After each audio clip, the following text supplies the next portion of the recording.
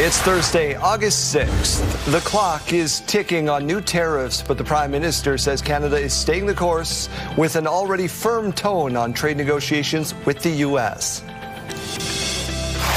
Bad enough you're in the hospital, but when there's constant change and chaos, I'm sure it was quite terrifying for him. Saskatchewan man raising concerns after he says his father spent 5 days in a hospital hallway.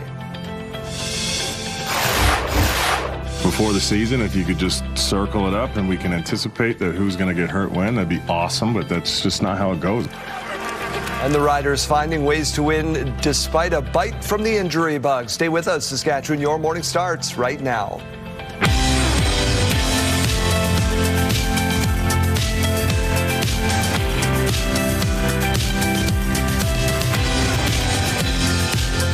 Welcome to Your Morning Saskatchewan. I'm Daryl. And I'm Kaylee. Good morning and happy Thursday. Great to be back in here after a couple of administrative days. Rita Modia rejoining us, our associate producer, back from her maternity leave. And so we love having her back, but we have to say farewell to associate producer Arden soon. No, we're just going to lock him in a storage closet and keep him forever. That's what we're going to do. See, congratulations on staying with us. Look at us, we're adding staff. 6:01, let's get to the news. Get to our forecast in just a minute. A Saskatoon man is raising concern after he says his father spent 5 days in a hospital hallway. Mark Shilek says his 88-year-old father is in the early stages of Alzheimer's disease and went to the hospital after sustaining an injury. He says his father spent 5 days receiving care in the emergency room hallway at St. Paul's Hospital because there were no available beds. He needs familiarized territory around him. His house, his bed, his TV, his couch, his chair. Bad enough you're in the hospital, but when there's constant change and chaos, I'm sure it was quite terrifying for him. The NDP says hallway health care has been an ongoing issue and is calling on the province to find a solution. CTV News has reached out to the Ministry of Health and the Saskatchewan Health Authority for comment. Crews in BC are fighting a new destructive wildfire that broke out in the lower mainland. Now just very close to home for us, and this is the reality of the world that we're living in. The fire at Belcarra National Park is burning homes near the community of Anmore. 2 properties have been evacuated. People living in dozens of other communities and homes have already been told to go. Elsewhere in BC, the Bradley Creek wildfire has destroyed 230 homes on the Okanagan Indian Band Reserve. Chief Dan Wilson was able to see the damage yesterday. War zone. I couldn't recognize my community. All right, so we're also learning more about the destruction near Clinton left by the Pear Lake wildfire. 120 properties have been damaged or destroyed. People forced out from about 1,500 properties still waiting to go home. Firefighters are reporting progress fighting fires in Washington state. Fires near Spokane have burned down hundreds of buildings and forced out tens of thousands of people. Crews were able to take advantage of some cooler weather to gain control in ground and controlling those fires. They're now working to secure those gains before hot and dry weather returns. A new report linking climate change to high risk of fire. Scientists from the World Weather Attribution say July wildfires in Ontario and Northwest Territories were made twice as likely because of conditions caused by climate change. The report goes on to say in a world without human-caused climate change, these hot and dry and windy conditions would happen once every 40 years. Now you can expect them every 6 to 15 years in Ontario and every 2 to 6 in the Northwest Territories. There's been some backlash over benches in your community. Jeremy Dodge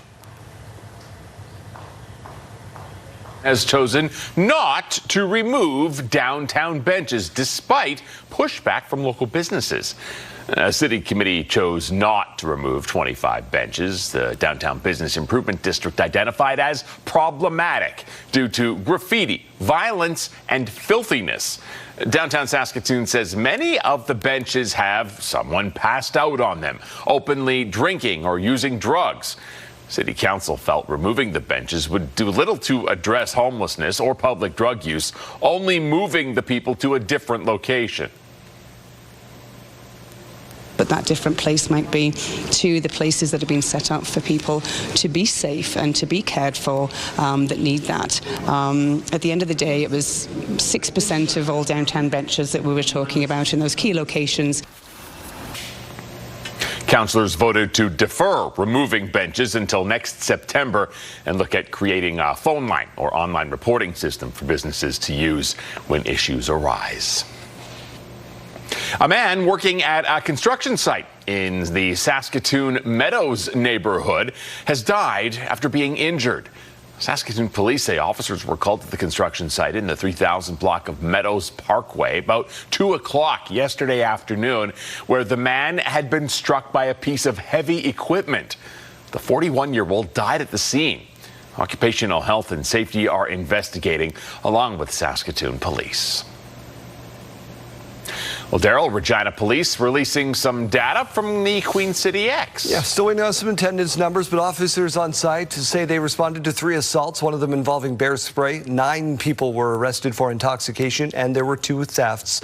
There were 11 consensual altercations, fights, leading to no charges, but individuals were escorted out of the fairgrounds. 7 people needed medical assistance, and 60 children were lost. All of them returned to their caregivers.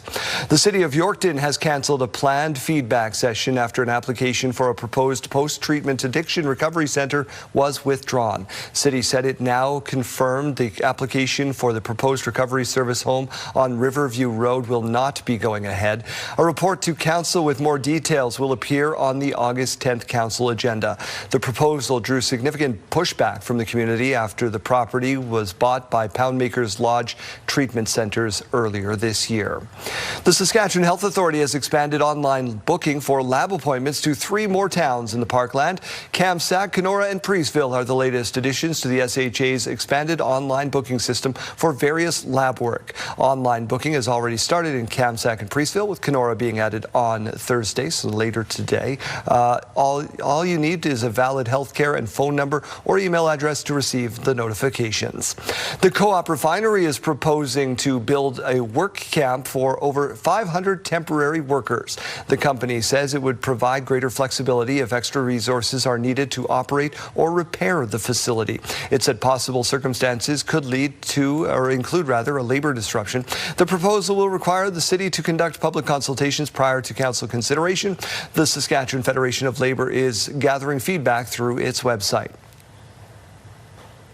And then hopefully that'll get to the city council, and members there will be able to make an informed decision about whether the folks here that live in Regina want to see this happen. The union is in the early stages of contract negotiations. The union representing WestJet workers released details on its tentative agreement with the airline. The deal, still yet to be ratified by members, ended the recent brief strike by 4,400 flight attendants. According to the Canadian Union of Public Employees, CUPE, the deal includes, among other things, more than 18% wage hikes over 3 years, a new duty premium that adds pay for the work on the ground, as well as increased time off and higher food and uniform allowances. The strike, which grounded WestJet flights over the August long weekend, stranded thousands of passengers, but only lasted 1 day. Cabin crew members are set to vote on ratifying the deal in the coming weeks. The Regina Red Sox picked up a big win on a record-setting night for their homegrown third baseman. White City's Brady Bye now has 67 RBIs on the season, a new franchise record, in a 5-1 win over the Weyburn Beavers last night. The Sox finish the regular season with a 26-30 record and will take on the Saskatoon Berries in the first round of the WCBL playoffs, which start this weekend.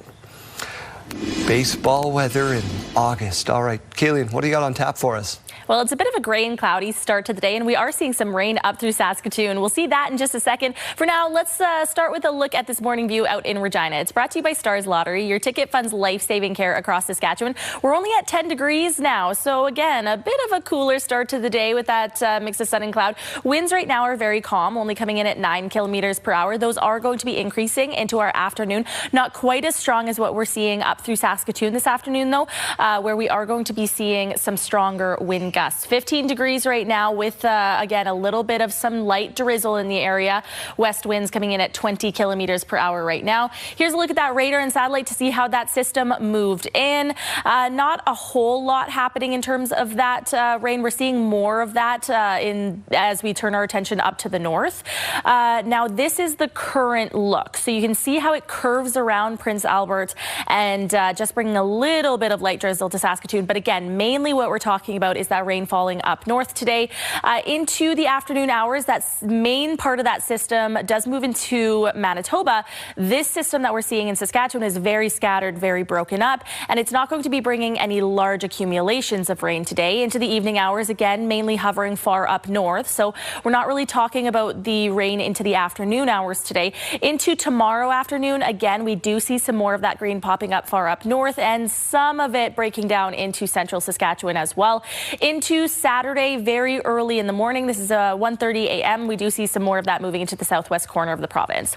In terms of temperatures today, it is below the seasonal average for many places in central Saskatchewan. So 17 degrees in the Battleford, 17 in Prince Albert, 19 in Saskatoon today, and 20 degrees in Yorkton. That's where we're also going to be seeing those winds really picking up this afternoon. Down through the southeast corner of the province, more seasonal, 26 degrees in Weyburn, 28 in Estevan, 21 in Regina, though that is below that average, 21 in Moose Jaw, and 20 degrees in Swift Current. Here's what we're really talking about that you're going to notice today, though. And that is the winds. So we do have some areas lighting up in red right between Prince Albert, Saskatoon, and Hudson Bay. And then it tracks towards the east and does start impacting the Parkland region right around Yorkton there for the later parts of the afternoon. So winds there could be gusting up to about 60 kilometers per hour. We're also seeing a lot of that yellow color, so not quite as strong, but still could see some gusts up to about 50 kilometers per hour as well.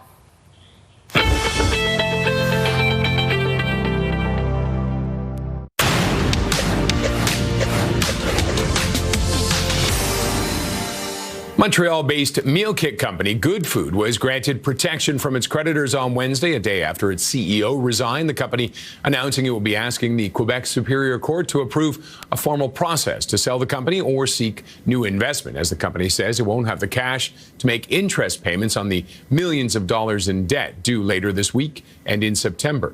The Greater Toronto Area's housing market cooled in July after a run of 4 straight months with year-over-year gains. The region saw 5,995 homes change hands last month, down 0.9% from July of 25. However, sales rose 3.2% from June on a seasonally adjusted basis. Toronto Regional Real Estate Board says the average selling price decreased 4.5% year-over-year to $1,003,000. A rogue print in pre-market trade sent SK Hynix stocks hurtling 30% lower. It was hit by a flash crash in Seoul Thursday when a tiny trade worth about $12,000 prompted a 30% plunge in the share price. Although the stock recovered, it still ended the day down another 10%. Those are your morning business headlines. For B&M Bloomberg, I'm Roger Peterson.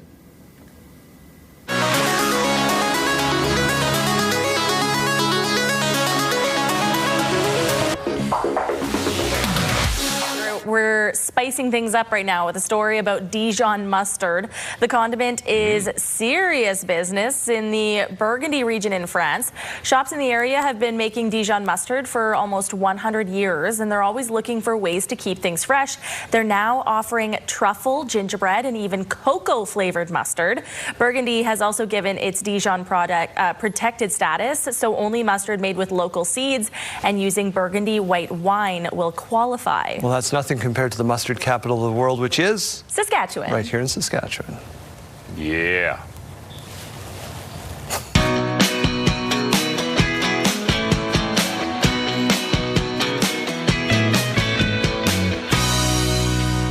All right, so we're asking you today, what year would you time travel to? And this one was funny because we were all kind of perplexed this morning in the newsroom. What should we ask for question of the day? We were all throwing out ideas. And this one was a producer Nathan special. And I thought this could be interesting. I think the answers here could be interesting. Jeremy, do you have an idea? Yeah, I'm always leery about going back in time to change things because I'm pretty happy where I'm at right now. I don't want that to change. But immediate thought was 1997 because that's the year I turned 18 and you have to be 18 to play the lottery. Excellent. See, that's what Jeremy and I always think the same. You need this Back to the Future thing. You need the almanac, the sports almanac, right? You need some lotto numbers. I thought he was going to say 1997 because that's the year I came into the world. Yes, and we are all celebrating accordingly. I would like to be there for that joyous occasion. Right. If you could please make your way to Langley, British Columbia and join my mom in the delivery room there. And add a middle name like Danger, just for fun. Yeah. Scan the QR code. We're back after this. Or Funyun. Or Funyun.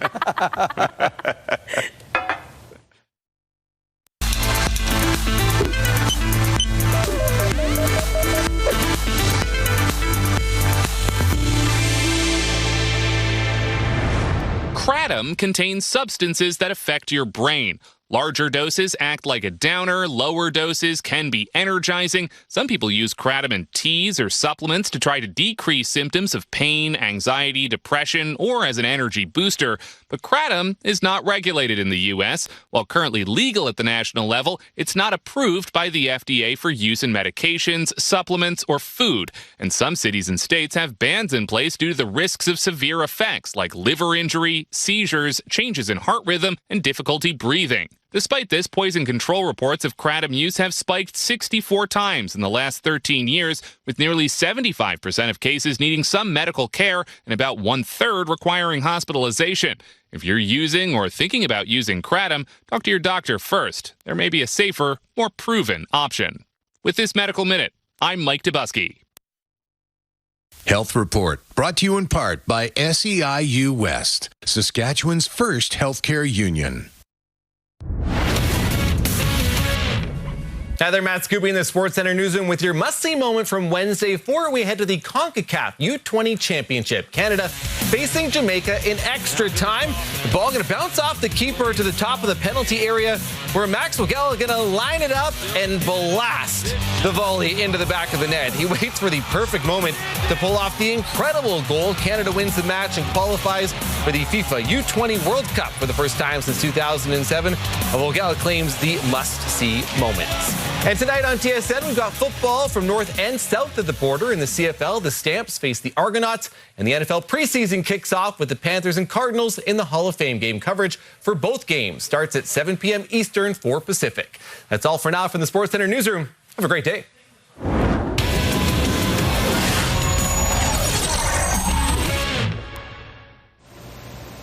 Filling your life with art can be a daunting, not to mention expensive task, but it doesn't have to be.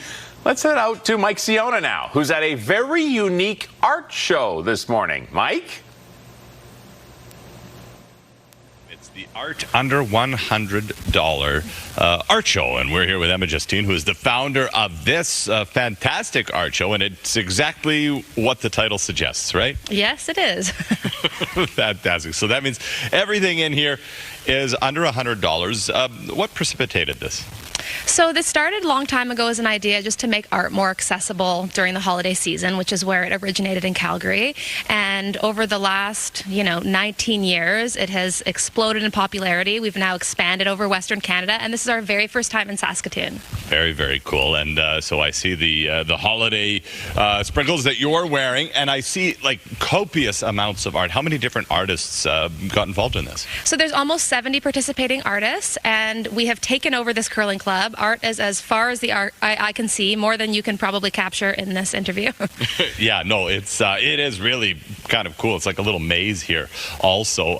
And the nice thing is it's spaced well enough that sometimes I'm like a bull in a china shop kind of thing when I'm at an art gallery or something. So let's just talk about some of the pieces here and the operating hours. Sure. So tonight is the opening night, and you can buy art tonight. It's from 5 to 10. We accept walk-ins after 7 p.m.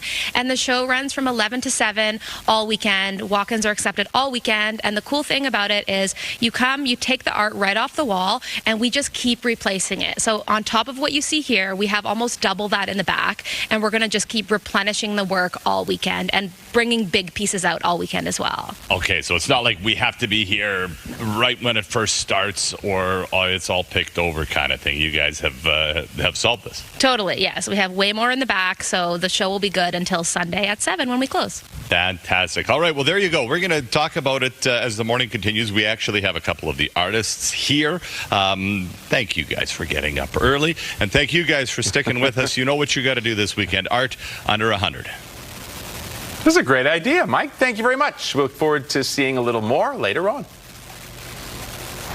Taking a look at our national forecast now. A sunny day in British Columbia, Vancouver 27 degrees, Prince George 28.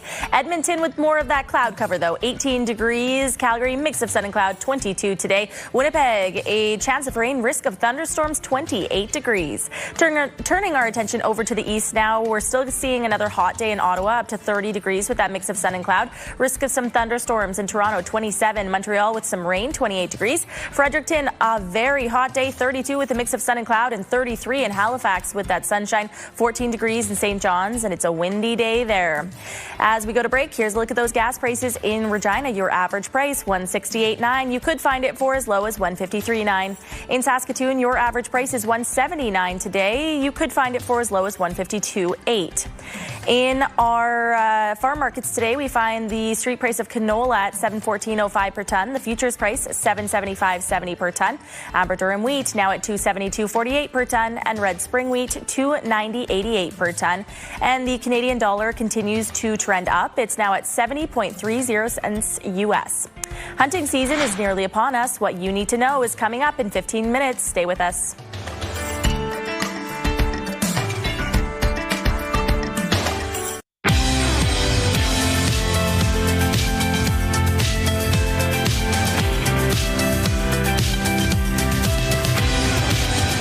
Good morning. It is 6:30. A new round of U.S. tariffs are set to kick in less than 2 weeks, and the Prime Minister says negotiations are happening. Carney said Canada's tone toward the United States is already quite firm and insisted trade negotiations with Washington remain constructive. This, as we learn the value of Canada's trade with the U.S. has dropped by almost $2 billion since early 2024. The new 50% tariffs would apply to a wide range of Canadian imports starting on the 19th, but unlike previous measures, there would be no exemptions for goods covered under the trade deal. Looks like Canada Pride is strong when it comes to buying booze. Seeing it with Canadian alternatives. It's hard to feel like spending the little extra money people have these days on, you know, a country full of politicians, business folks that really don't seem to, A, treat us with respect, or B, have perhaps more nefarious plans. A new poll from Nanos done exclusively for CTV News shows just under 3/4 of Canadians, 74%, are unlikely to buy American alcohol if it were to go back on the shelf. That's an increase from last year. Alberta and Saskatchewan are currently the only provinces without bans on American alcohol. Saskatoon transit drivers are raising concern about broken air conditioning on city buses. You're in these buses from anywhere from 8 to 10 hours or more a day, and it's like sitting in an oven, right? Like it's the big glass windows on each side of you, and it just gets hotter and hotter, and it's starting to wear our people out. The city says complaints from staff and riders prompted a review which found the problem to be bigger than expected. The director of Saskatoon Transit says mechanics are working on air conditioning repairs and outside vendors are being brought in to help. Meanwhile, drivers are swapping buses mid-shift to get more air-conditioned vehicles on the road. Saskatoon police have released a photo of a man wanted in connection to a vandalism incident at a Saskatoon synagogue over the weekend. SPS says this image was taken from video surveillance recorded Saturday around 11:30 outside the congregation on McKinnon Avenue South. A man carrying a flat of eggs threw them at the building and several vehicles in the parking lot. The synagogue's rabbi said the attack happened during a Shabbat prayer service and says that while eggs can be cleaned up, NDP worries about what could be next. Anyone who knows anything about the person in the photo who had dark hair and a beard wearing a T-shirt with a ghost on it is asked to contact police. Iran and Oman are said to be closing in on a deal to reopen the Strait of Hormuz, but the U.S. would still need to meet commitments before any shipping could resume. The U.S. and Oman have not commented on the proposal. One of the main disagreements between Tehran and Washington has been Iran's threat to impose a fee on vessels crossing the strait. The strait has been impacted since the U.S. and Israel attacked Iran in February, with Tehran largely blocking the waterway, which about a fifth of the world's oil and liquefied natural gas passes through. 70 down to 160. We're probably going to get on the Friday what looks like about a 2-cent decrease for diesel and a 1-cent decrease for gasoline. I think you're going to get another 1 penny decrease. We'll be down to about $1.55 by Sunday. According to gas price analyst Dan McTagg, prices are falling in reaction to a possible deal to reopen the strait. Drivers could now see the lowest prices since June. Although prices are lower right now, McTagg says they are about still 45 cents a litre higher compared to this time last year. A quarter of Canadians say they are only able to afford minimum monthly payments on their credit cards each month. That's according to a new survey from Equifax. Another 7% believe they are likely to fall behind on payments, while 56% expect to pay their balances in full each month. The findings come as 40% report spending more overall than they were a year ago. The agency says the results may indicate increased pressure on household financials.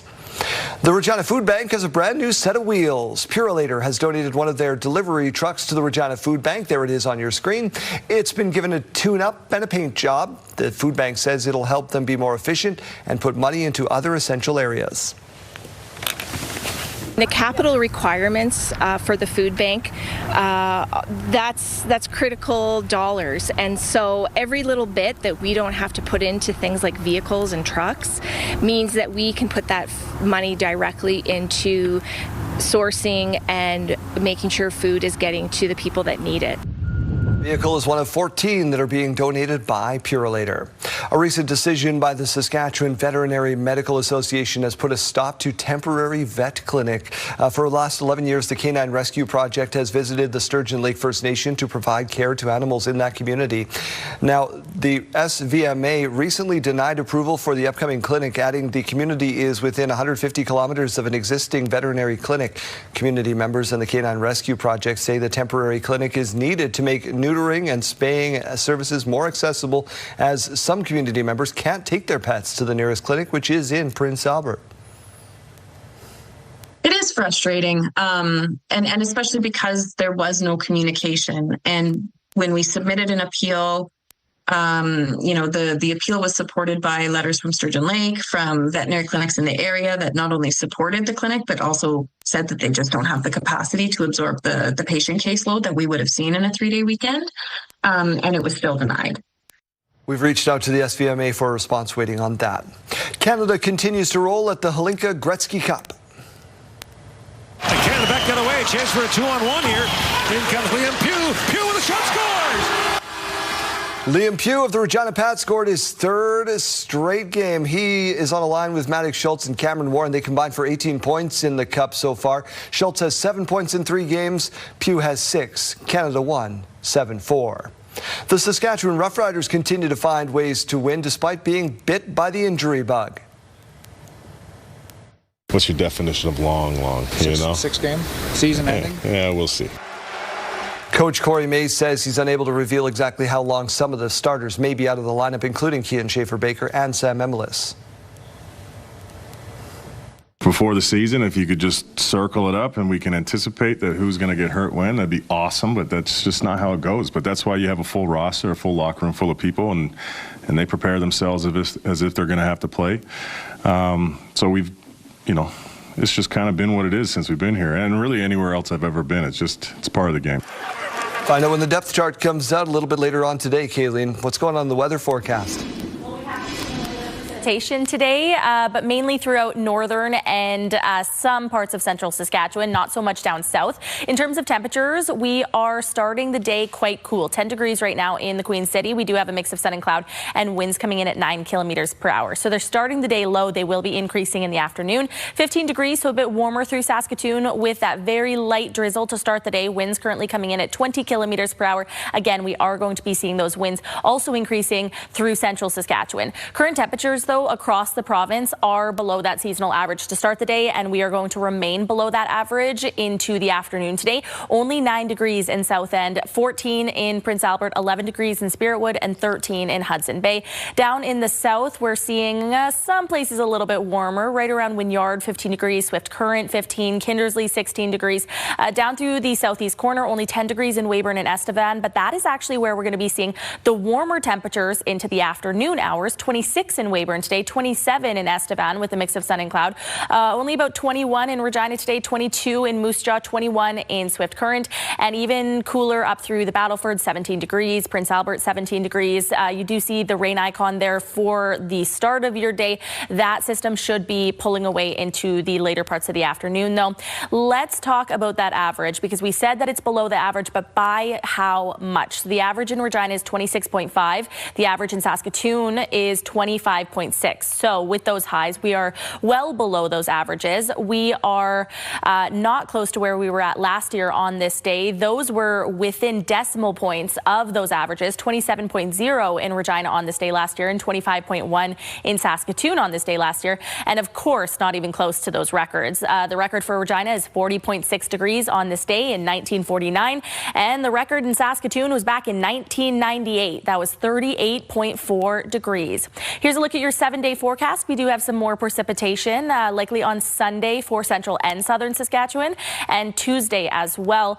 Now, in terms of temperatures, though, we're not getting too much warmer. 22 tomorrow, 23 on Saturday, 22 on Sunday, 25 on Monday, 23 on Tuesday, and currently seeing 23 for Wednesday. So all right around the same numbers here. In Saskatoon, 22 degrees on Friday, 23 on Saturday. Sunday and Monday are those days that we're currently seeing some rain on the radar. Sunday, 21 degrees, 23 on Monday, 22 on Tuesday, and mainly sunny skies on Wednesday with that high of 22 as well.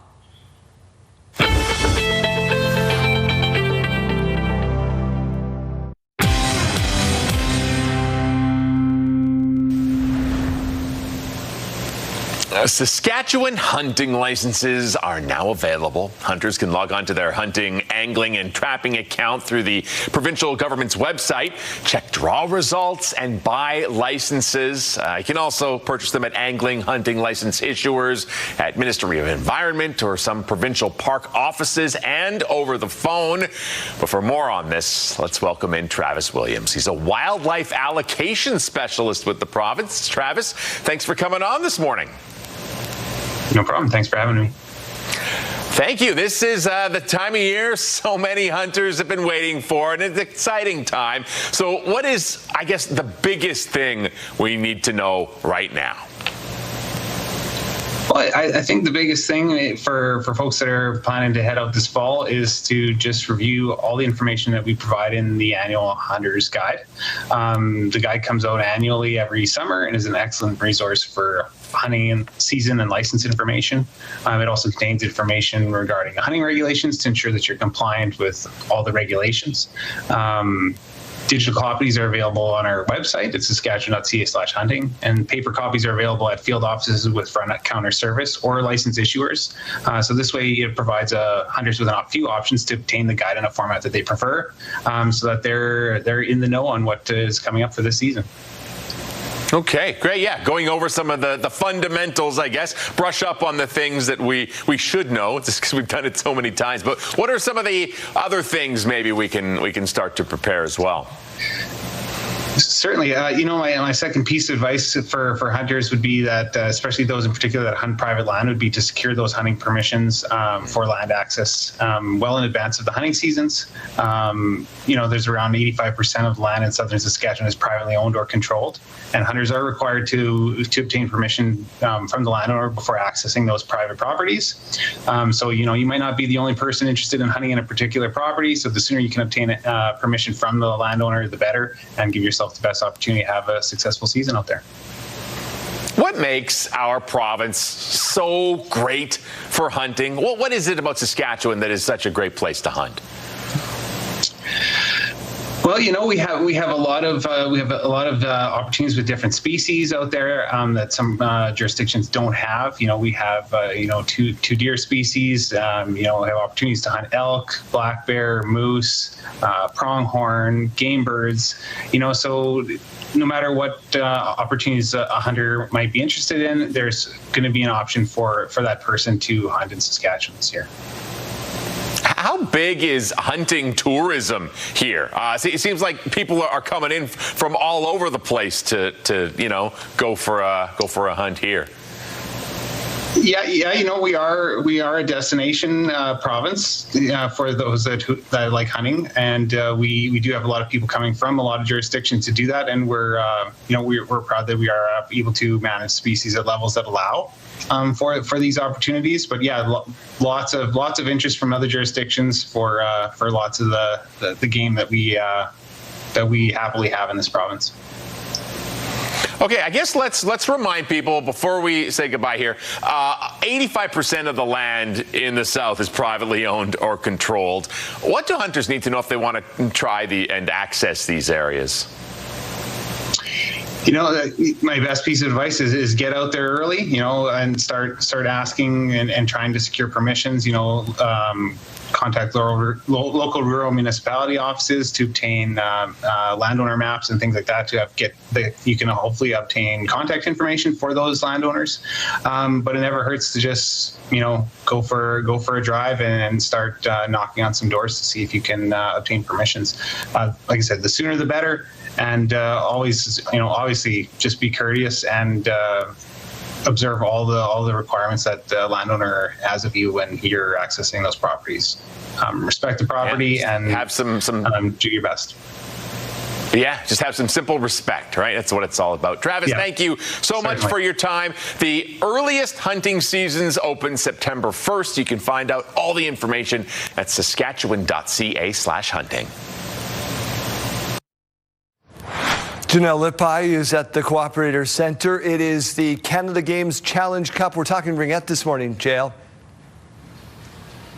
That's right, Daryl. Really exciting stuff, and Jake Clark is with me to kick things off here this morning. Jake, thanks for being with me. No problem at all. Glad to have you guys here. All right, so really exciting stuff. A very big day, especially for day one. Tell me about everything that's led up to this moment. Yeah, it's been a long process so far. All of our provincial teams have been working hard behind the scenes to kind of put their teams together, their programs together, working for the last year and a bit to kind of get to this moment where it's the first of our Challenge Cup weekends leading into the Canada Games, and we can't be more excited to be here in Regina to kick things off. All right, and the girls are, of course, also very excited. I'm assuming we'll chat a little bit more with them coming up here, but what did practice look like? What is the energy going into today for them? Absolutely. Everyone's super excited. They've been practicing in their provincial teams and back home with their clubs, kind of getting ready for this.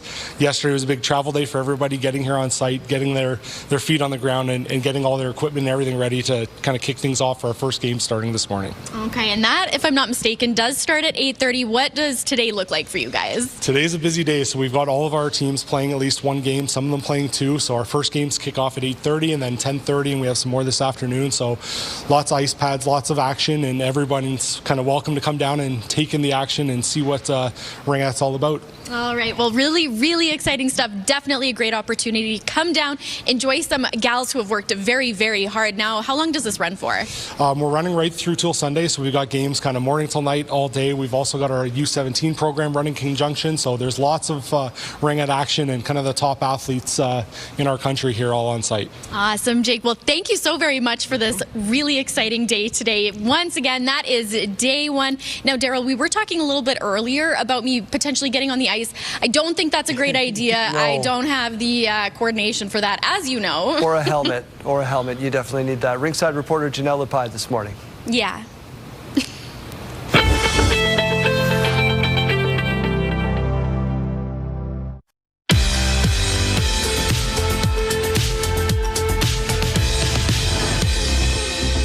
It's August 6th, and we have just one milestone to share with you. It's a big happy birthday going out to Eva. She's turning 5 years old today. Hugs, smiles, and lots of love from your Baba, Guido, and Auntie Ashley.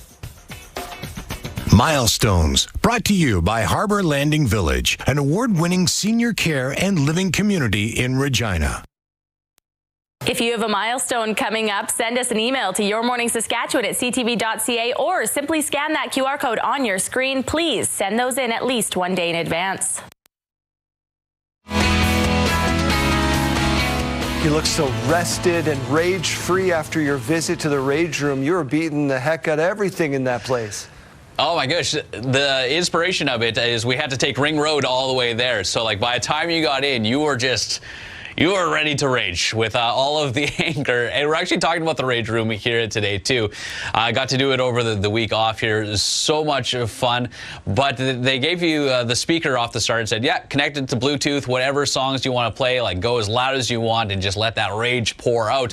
And got me thinking, I was like, there's no real ragey country music out there. So we're trying to find the angriest country music song out there. You can text over 54321. There's some good breakup ones, but there's not just a real anger song. Maybe this is the little side genre that country's been waiting for all of these years, and you could be the next one. But if you have an angry song, country genre, let me know. You can text 54321. So Rage Room yesterday, you're going bowling today, right?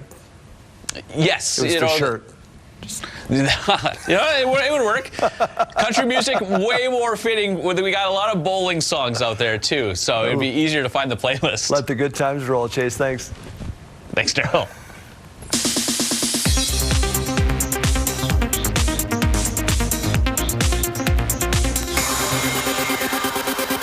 Get ready to return to Stars Hollow. A new HBO Max documentary is taking fans behind the scenes of Gilmore Girls. It'll feature interviews with creator Amy Sherman-Palladino, actress Lauren Graham, and more. No word yet when it's coming out. I'm just trying to move forward. So I'm planning on having a girls' weekend to Nantucket. 5-Star Weekend is coming back for season 2. Peacock picked up the show for another season after it became the streamer's most watched scripted series. Jennifer Garner stars as Hollis Shaw, a famous cook trying to move past a devastating loss. We're getting our first look at the Martin spinoff, The Varnell Hill Show. The workplace comedy follows Tommy Davidson as a fictional talk show host with Martin Lawrence guest starring. It comes out September 1st on Paramount+. And happy birthday to actor Leslie Odom Jr. He turns 45 today. That's what's happening in Hollywood. Jacqueline Lee, ABC News. It's like, how big is that?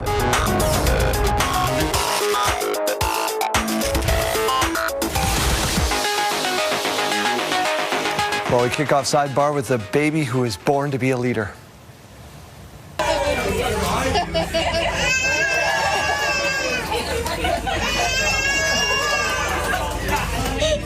Little Rayleigh is all of us starting the bus claps, getting the people going.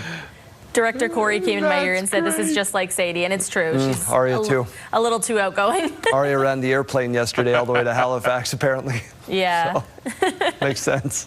All right, well, now we head to a tot with special powers. Take a look.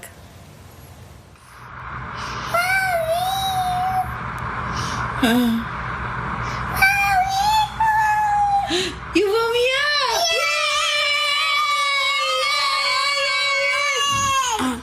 This is so cute. 2-year-old Niles was told that if he sings, his mom will wake up. And of course it worked. His high-pitched original song is the perfect way to start the day. All right, JD, one more from you quickly. All right, let's finish this off with a cute, but maybe very bad guard dog. Where are we going? Back door? Right back here? Yeah, he just loves when people come to the Why door. not? Leads them right on in. Here's the good stuff. Wagon, yeah. Here's where that's the delivery confirmation. Yeah. Here's your dog. He wants, he's posing. That's what he wants to be in the photo. Yeah. You got it. Time out. We're back after this. It's Thursday, July 6th. It's fluctuating, but yes, for a full tank of gas, it'll save a lot for a lot of people, for sure. I wish it was still July. It's August 6th, and it was worth the wait. The prices of gas starting to drop across country. Saskatchewan Health Authority has expanded online booking for lab appointments to 3 more towns in the Parkland. That she's a famous hockey player, and the cup is rare to win. And the PWHL champion brings the Walter Cup home to Prince Albert. Stay with us, Saskatchewan. Your morning starts right now.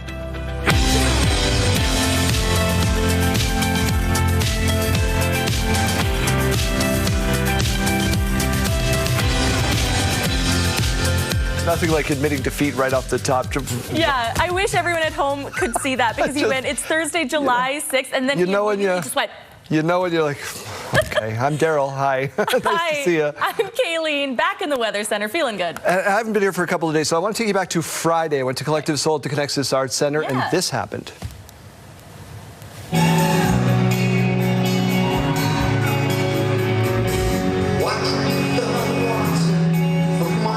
So the lead singer of Collective Soul says this can go either really good or really bad. Who knows how to play guitar? And this guy shoots his arm up, and they said, "You're first." So this is John. Came up, they told him the chord progression, and he rocked the song. So do you think this was a plan? And I always say this, I don't know if this one was. So if you are John or you know John, let me know if this was pre-planned or if he just, because he had a couple of flutters. But he was wrong. But he ruled, like, and they kept like, no, you got to stand out here in front. He kept trying to walk to the back. They're like, no, up here. So it wasn't rehearsed then? I feel like it was legit. It was really, really cool. They put on a great set over it. If you get a chance to see him, and I think they are coming to Saskatoon very soon, make sure you go out and do that. Enough of our rambling. Let's get to news. We begin with healthcare news. Saskatoon man raising concern after he says his father spent 5 days in a hospital hallway. Mark Shylock says his 88-year-old father is in the early stages of Alzheimer's, went to the hospital after suffering an injury. He says his dad spent 5 days receiving care in the hospital, St. Paul's Hospital emergency room hallway because there were no beds. He needs familiarized territory around him. His house, his bed, his TV, his couch, his chair. Bad enough you're in the hospital, but when there's constant change and chaos, I'm sure it was quite terrifying for him. NDP says hallway healthcare has been an ongoing issue, and they're calling on the province to find a solution. Saskatchewan Health Authority has expanded online booking for lab appointments to 3 more towns in the Parkland. Kamsack, Kenora, and Preeceville are the latest additions to the SHA's expanded online booking system for various lab work. Online booking has already started in Kamsack and Preeceville, with Kenora being added later today. All you need is a valid health card, phone number, email address to receive the notifications. And now to the latest on the wildfires raging across British Columbia. As of this morning, there are 112 active wildfires burning across the province, 30 in our province here in Saskatchewan. They've got 51 that are out of control. The wildfires have even reached Metro Vancouver area, where homes have been evacuated over a wildfire burning in a Metro Vancouver park. The wildfire broke out in Belcarra Regional Park on Wednesday. Tactical evacuations were carried out at 2 homes with an evacuation alert for 35 other addresses. The 1.5-hectare wildfire is still classified as out of control. There's been some backlash in Saskatoon over benches. Jeremy, why? Yeah, Daryl, it's a decision that might not sit well with some in the downtown core. City Council has decided against removing several benches that were flagged as safety issues. Keenan Sorokon has the details. More than 24 benches in downtown Saskatoon aren't going anywhere, at least not for now. On Wednesday, a city committee voted to defer removing benches seen as hazardous and filthy until next September. They're covered in graffiti, vulgarity, tagging, and they've been urinated on, defecated on, vomited on, and bled on. Downtown Saskatoon requested the city remove 25 of 34 benches it found to be old and beyond repair that have now become gathering places for people to sleep on or openly use drugs. It's not safe, and the sirens that we hear downtown, a lot of them are going to these locations that we have highlighted as well. But councillors took a look at the larger picture, feeling removing benches does little to address the root problem. It only moves people to a different place. And what about shoppers looking to rest or people waiting for the bus? Council really had some concerns about removing a public amenity when we know that the issue was larger than that. But business owners say removing the benches was never meant to solve any larger issues. But that different place might be to the places that have been set up for people to be safe and to be cared for. City administration will also look at creating a direct line or online portal for businesses to report issues as they happen. I think we need to have more of an accountability piece so that if I'm a business owner and I call our hotline that hopefully we can get set up, that there's I know they're coming. As Wheelwright and other business owners wait another year to see if these benches will be removed or not, she says a lot of activity on these benches is illegal. And if it's allowed to continue, then why would anyone stop doing it? Keenan Sora-Khan, CTV News, Saskatoon. A man working at a construction site in Saskatoon's Meadows neighborhood has died after being injured.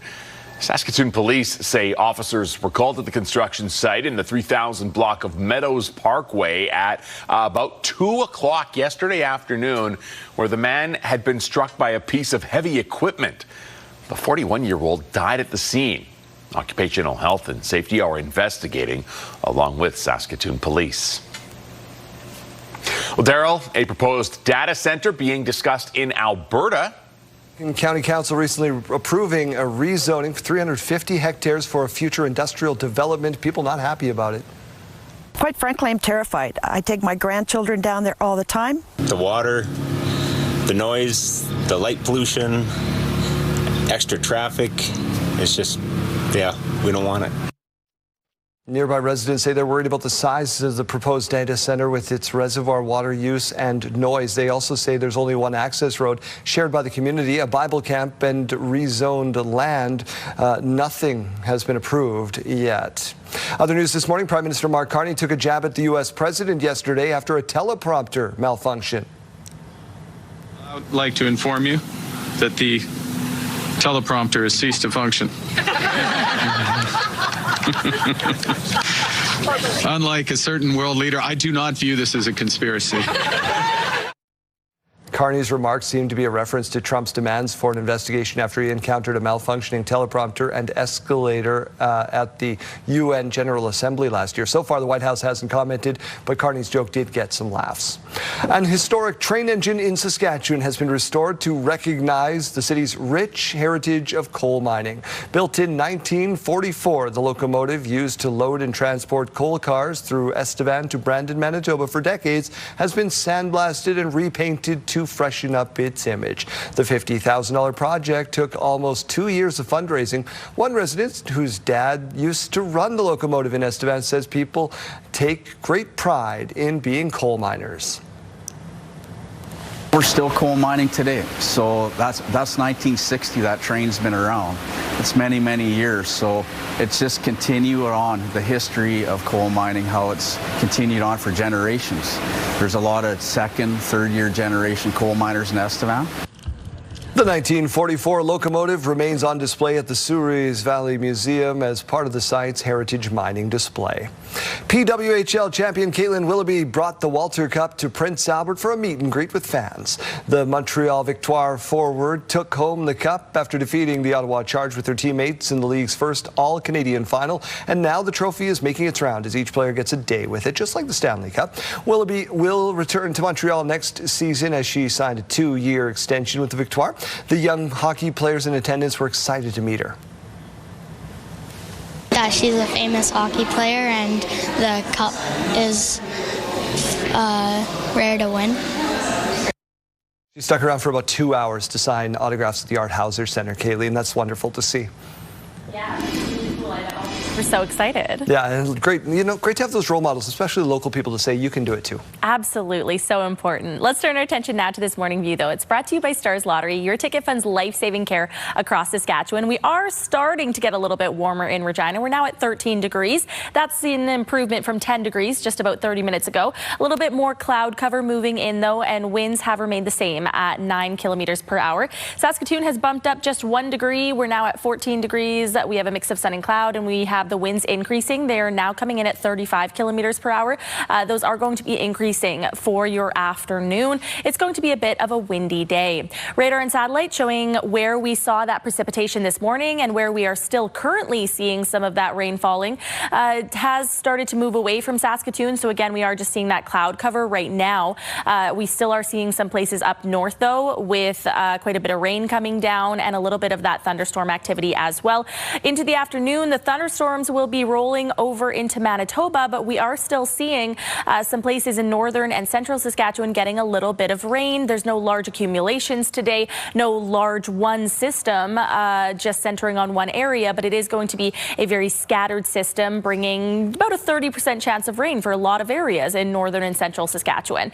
Into our Friday, we still are seeing some of that rain hovering in central and northern Saskatchewan, and then we don't really see a lot down south until the very early morning on Saturday. This is at about 2 a.m.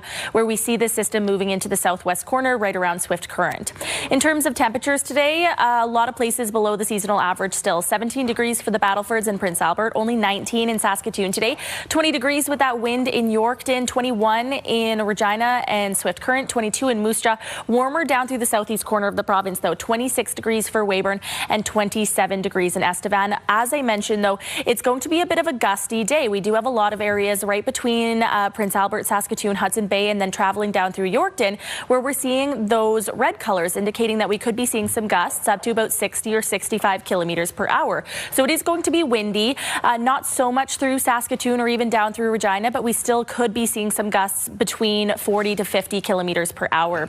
5-day forecast looking a little bit cooler than the average still. 22 on Friday, 23 on Saturday, 22 with some rain on Sunday, and 25 on Monday. Saskatoon, similar conditions where we're seeing below that seasonal average, some rain on the way for Sunday and continuing on into Monday as well.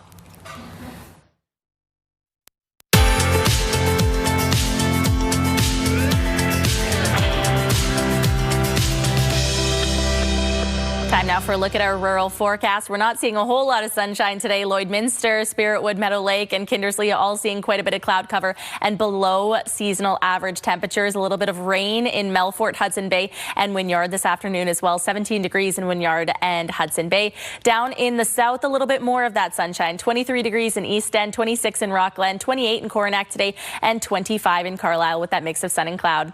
Let's take a look at Pierceland, where internet plans up to 1 gig are available from SaskTel. 16 degrees, so still below that average. A mix of sun and cloud. Winds elevated compared to yesterday. Today they'll be coming in between 25 to 35 kilometers per hour.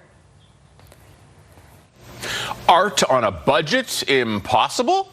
Well, let's go back out to Mike Ziona now and find out. Mike? It is very possible at the Under 100 Art Show, and that's exactly where we are with Melissa Piercy-Smith, who is an artist and one of the organizers here. So pretty self-explanatory. Nothing here over $100. What a cool concept. Right? Yeah, we want to make art accessible for all. And we also want to help artists get their art out there, meet some new people, get experience in doing an art show. It's pretty cool. We've been kind of floating around here all morning. And the other thing we talked about earlier was that kind of everybody's section keeps replenishing throughout the weekend. So it's not like we have to all rush here right when we open every day because there's more hiding. Talk to me about some of your pieces because this is kind of your art here. Yeah, I have a couple different streamlines of art. So I have a fine art side, which you can see in my bright dot paintings. I love working with a lot of color. I like making art that brings people joy. And then I also have my kitsch art, which are my Scrabble art. So I started with this at the Under 100 show in 2021, and it has evolved and built over the years, and it's also now a stationery line. So greeting cards, they are here as well in the gift shop. Very, very cool. And there you guys be happy to know that you found my friend in low places also. That's one of my favorites here. Really a neat experience. I want to talk, you kind of mentioned that artist side because there's somewhere around 70 artists in this particular show. And this can be a kind of a big lift for them. It really is. So it's a high volume show. It challenges people. For myself, when I started the show, it was a personal challenge, and I've grown so much in my practice, and we see that with every artist over the years. And then artists come together. Even in the last few days of setting up, you see those friendships and those bridges building, and it's fantastic to watch. Yeah, no doubt, because you've got to keep your costs under 100 or you're not selling it for under 100 or else you're, I mean, it's simple math in that regard. And here's some simple math. Give us the hours that we're open. So tomorrow, Saturday and Sunday is 11 to 7, and tonight is our opening night. So we are open from 5 to 10. Walk-ins are welcome after after 7, and there are still a couple tickets to go for 5 o'clock. Okay, there you go. You want to get in here. It is absolutely incredible, the diversity and just the sheer volume of art that is down here. Oh, and by the way, we are at the CN Curling Club, in case you're wondering where to come check this wonderful show out. Well, thank you, Mike. Some wonderful looking pieces there. We'll hear from you again in about an hour.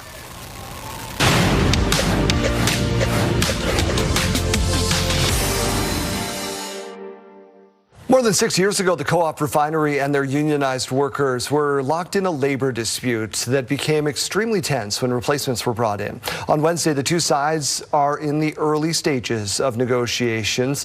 And as Wayne Mantika tells us, with the refinery asking for approval for an on-site temporary work camp, the union feels it could repeat itself. The proposed work camp would be built on the eastern edge of the refinery property, across the street from the city landfill.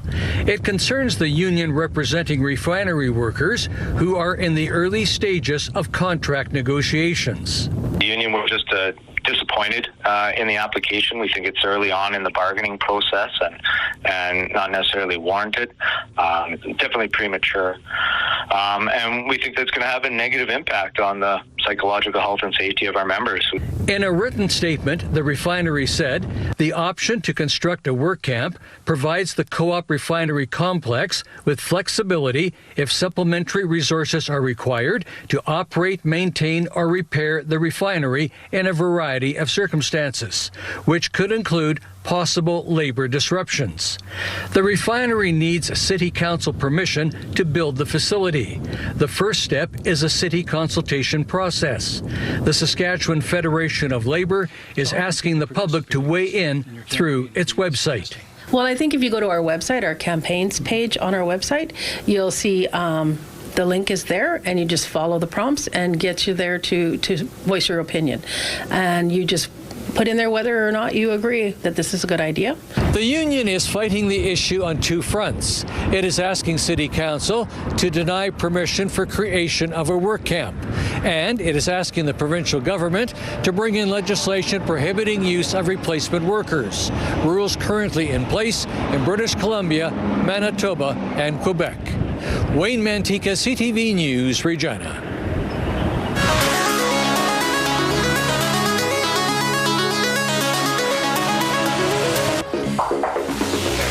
Are either of you in on the porch goose trend? I know about it. I don't have a porch goose. Jeremy, are you aware of the porch goose? I heard about it for the first time through this story. Okay, so porch geese dressed up in seasonal outfits. This is a thing my wife very much wants, and they're not cheap. They're not cheap at all. They're popping up in local shops, and they're struggling to keep them in stock. So all you got to do is buy this silly goose right there, and then you buy all the outfits, right? It's brilliant marketing, and it's going really well. It's a great racket. I've also seen stories online of people trading, or they'll be like, "Oh, I don't have a porch goose, but I'll drop off an outfit for your porch goose on your porch." Let's hear from TWB. It's got some positive impact on people, and they enjoy it, and that brings me happiness. So Val here has a porch goose. You can get them at TWB, amongst other places across the province. Real conversation starters. Yeah, and I think it's a great idea. Do they make rider jerseys for them? Ooh. If they don't, somebody has to get on that pronto. I would think, yes. You got to get you got to get Pats jerseys, Blades jerseys, Raiders. Someone with a sewing machine could make a real profit off this. There you go.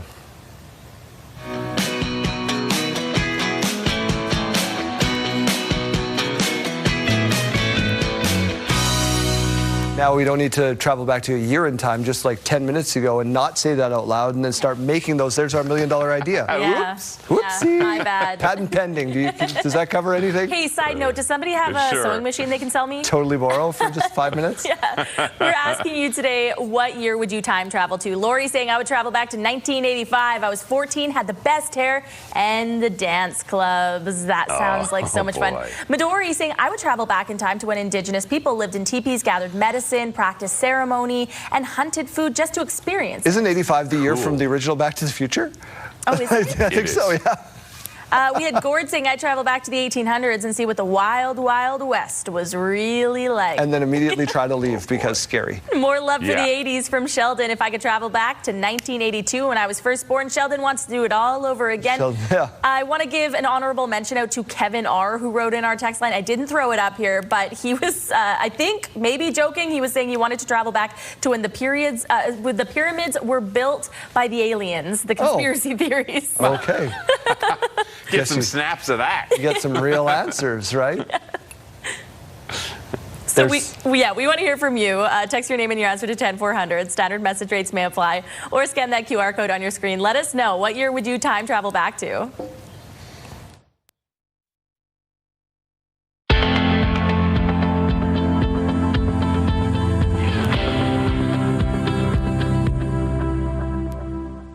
Time for your morning mystery. Today we are told it is a thing. We've got 3 clues lined up for you. You can play along at home. Here's clue number 1. Clue number 1 is this practice has existed for thousands of years and can be found in cultures around the world. Could be just about anything. It's often associated with reducing stress and improving focus. And number 3, patients are encouraged to pay close attention to the present moment. I don't know. You guys, any ideas? Oh, come you guys on. look confident. You look confident, JD. I think it's... Maybe it's that dapper attire making you look real confident. Yes. What do you got? The vest has given me insight. I put meditation. Oh, I put yoga. Yeah, same. Meditation? Okay. Meditative yoga, perhaps? Meditation. Meditative yoga? Anybody? Any takers? No, the answer today is meditation. That is today's morning mystery. Well done, guys. Hi there, Matt Scoopy in the Sports Center newsroom with your must-see moment from Wednesday before we head to the CONCACAF U20 Championship. Canada facing Jamaica in extra time. The ball going to bounce off the keeper to the top of the penalty area where Max Wagel going to line it up and blast the volley into the back of the net. He waits for the perfect moment to pull off the incredible goal. Canada wins the match and qualifies for the FIFA U20 World Cup for the first time since 2007. Wagel claims the must-see moments. And tonight on TSN, we've got football from north and south of the border. In the CFL, the Stamps face the Argonauts, and the NFL preseason kicks off with the Panthers and Cardinals in the Hall of Fame game. Coverage for both games starts at 7 p.m. Eastern, 4 Pacific. That's all for now from the Sports Center newsroom. Have a great day.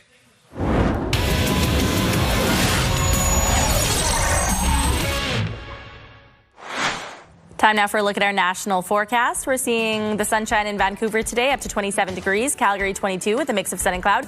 More cloud cover up in Edmonton, 18 degrees today, and Winnipeg up to 28. But we do have a risk of some thunderstorms. Over to the east now. Ottawa now expecting a high of 29 degrees. Montreal 28 with some rain today. Fredericton 32 with a whole lot of sunshine. 33 in Halifax, but only 14 degrees in St. John's today with a lot of cloud cover. As we go to break, here is a look at those gas prices in Regina. Your average price is $168.9 today. You could find it for as low as $153.9 though. In Saskatoon, your average price is $170.9. You could find it for as low as $152.8. In the farm markets today, we find the street price of canola at $714.05 per ton. The futures price at $775.70 per ton. Amber durum wheat at $272.48 per ton, and red spring wheat $290.88 per ton. And the Canadian dollar continues to trade up. It's now at 71.30 cents US. Coming up, they are dancing in the streets of Saskatoon, and we'll tell you why in entertainment news. Stay with us.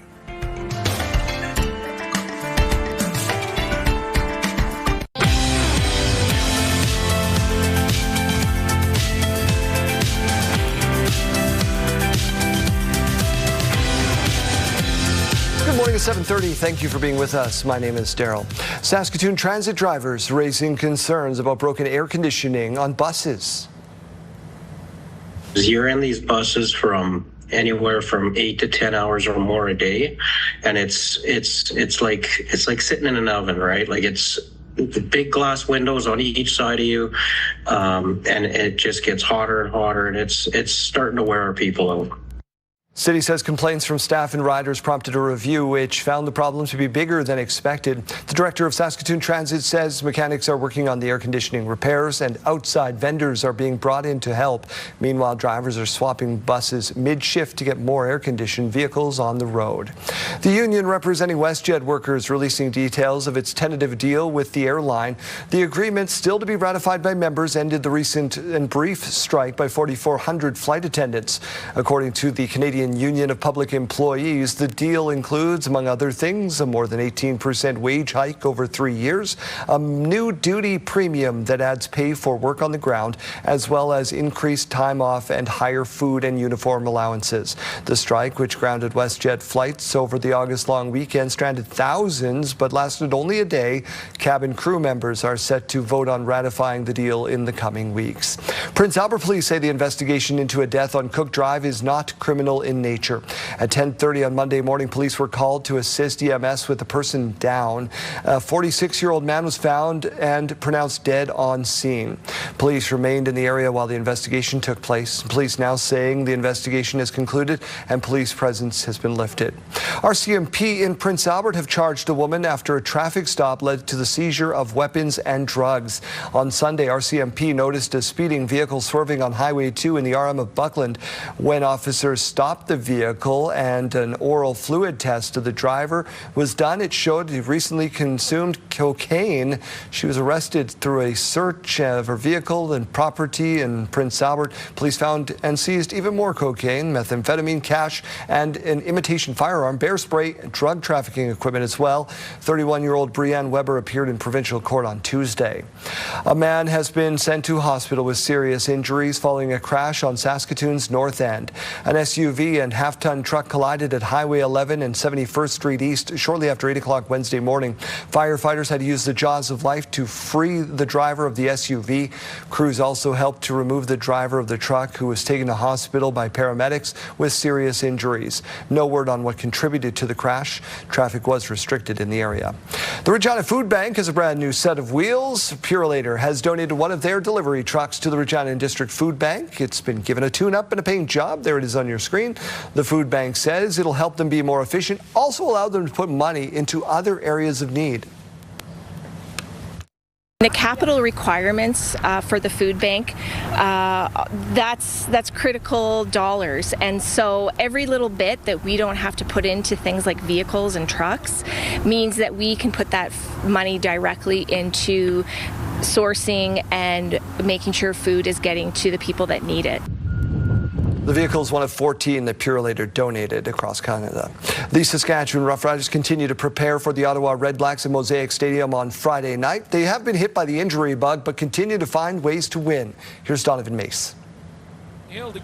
Cian Schaefer-Baker is just the latest addition to the Saskatchewan Roughriders' growing list of injuries. That left leg did not look good on Schaefer-Baker. Earlier this week, head coach Corey Mace reluctant to address a number of players dealing with injuries. What's your definition of long? You know? Six-game season ending? Yeah, we'll see. Mace, however, cooling his tone Wednesday as the team gears up for last place Ottawa. Before the season, if you could just circle it up and we can anticipate that who's going to get hurt when, that'd be awesome, but that's just not how it goes. It is the receiving core and defensive backs taking the brunt of this string of injuries. Touchdown, Samuel Emilus. Along with KSB, Samuel Emilus remains questionable after being pulled off the roster as a game-time decision last week. This is a really big opportunity, giving younger players waiting in the wings a shot to step up. I've kind of been in a role where, I've had to be like a team player and stuff. Like now I have an opportunity to kind of take another step forward, and that's kind of what I'm hoping to do. In the secondary, with Roland Milligan Jr. and Tavon Campbell appearing out long-term, the return of Nelson Lacombo. This is an awesome play by Lacombo. Can't come at a better time. We got injuries like that. They're very tough, but, it's next man mentality, and whoever's coming in to step up has to be ready. And other positions hope to continue skirting the injury bug spreading around the room. I mean, we've had guys go down, but, just lucky, and hopefully we can keep it that way. But if not, we know that we trust everyone in the room to be able to get up and play. That's why you have a full roster, a full locker room full of people, and they prepare themselves as if they're going to have to play.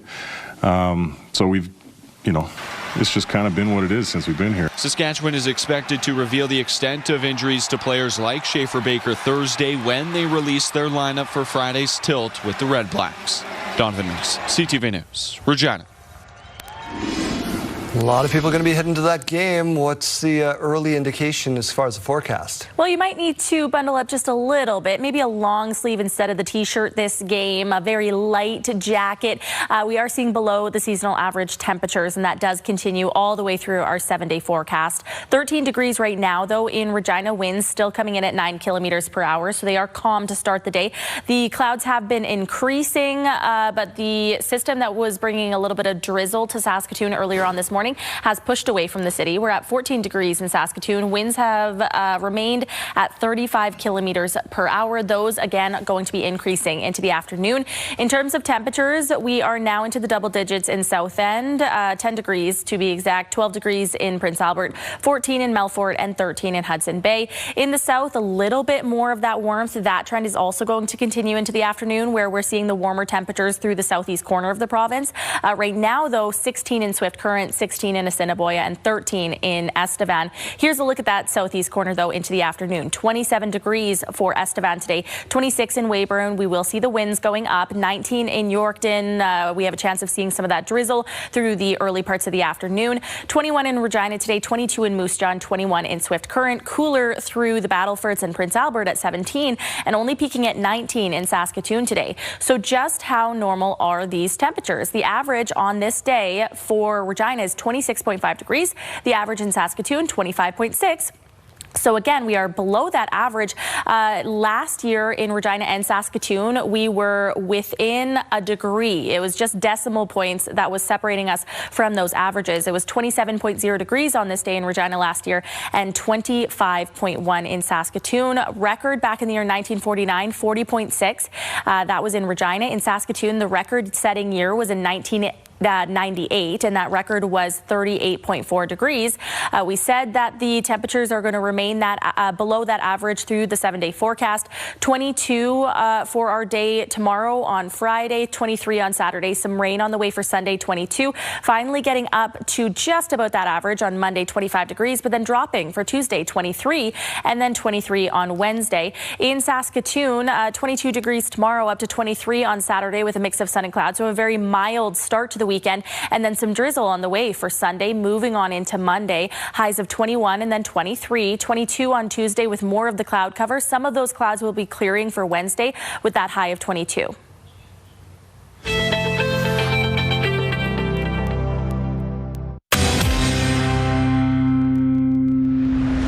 It's time to get you updated on some of the many road repair projects in this fine city as we welcome in the Deputy City Manager of City Operations, Curtis Stoney. Thank you so much for being here. Thanks for having me. Let's start with the most beautiful road in the city. I think we can all probably agree that might be Dewdney Avenue right now. Yeah, Dewdney looks great. You know, we finished that project last year and we're seeing the benefits of it now. Beautiful sidewalks, nice pavement, of course, and lots of space for patio, so it looks really great. Very close to there is the old Taylor Field project. You restored all the underground. We could start building upon it. That was a major project for you guys. It was a major project. We did the undergrounds there to be able to accommodate whatever happens on the yards. So that work is out for RFP right now, and we'll see what comes forward from the private sector. Keep moving our way towards Harbour Landing as we get to 11th Avenue, the downtown. That was a major disruption for a lot of people, businesses down in the area. Are we seeing the fruits of that, the rewards of that at this point? Yeah, we're starting to see the benefits. So the east side of 11th Avenue was finished last year, and now we're working on the west side, and that's going very well. The undergrounds are all complete. We're going to start paving in a few weeks there, so things are going to progress really well and be wrapped up by the end of the year. What did you learn through the course of that project? You know, the most important thing is talking to residents and businesses face to face. So if businesses are having impacts, of course, with construction like that, is talking to them directly at their doorstep and telling them what the plan is, how can we adapt, how can we adjust to make things as little impact as possible. We stood there last summer and you took me through some of the restoration that was happening there. Just how old were those pipes? Yeah, so those pipes are 100 years old. I mean, that's a once in a generation project. We won't be back there, again. We do it once and make sure that it's done right the first time. God willing, right? Louvain Drive, my goodness, that was a big project. You got that done early. Yeah, Louvain South is an example of where we're really putting a lot of resources into a project to get it done as quick as possible. So that project was done in 12 days. And so we worked weekends, we worked late hours, 12, 13 hours a day, and that worked out really well. Big impact for a short period of time, but that was designed so we can get in and out. And Ring Road still has some work to do. Where where are we at with that project? Yeah, Ring Road's another project that we're working on. So from Winnipeg North all the way to Alpert Street, that's some paving there that was getting done in a short period of time, and we'll have a smooth drive. So we named a number of projects in a short period of time there. There are some people out there that watch that think, well, why don't you just do just this street, put all your resources, everybody into that project, get that one done, move to the next one, get that one all done, and so forth. Why do you take the approach that you do take? Yeah, so infrastructure planning, takes many years before we're actually out there digging.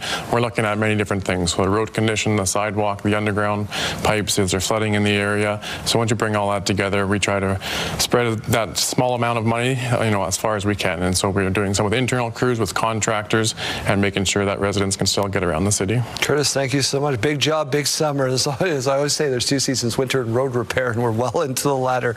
We'll look forward to what you guys come up with next for your next project. Top of your list. Thank you. Curtis Stoney is the manager of city operations. Here's what's happening in our community. Volunteers are needed for the Legion National U16 and U18 Championships on August 7th through 11th at the Canada Games Athletic Complex. Call 306-860-8504. The Welcome Kabayan event is on August 8th at 11 a.m. at the Regina Performing Arts Center. Call 306-533-3455. The Sask Epilepsy Inc. Golf Tournament is on August 9th at 1 p.m. at 3100 Kings Road. Call 306-533-4829.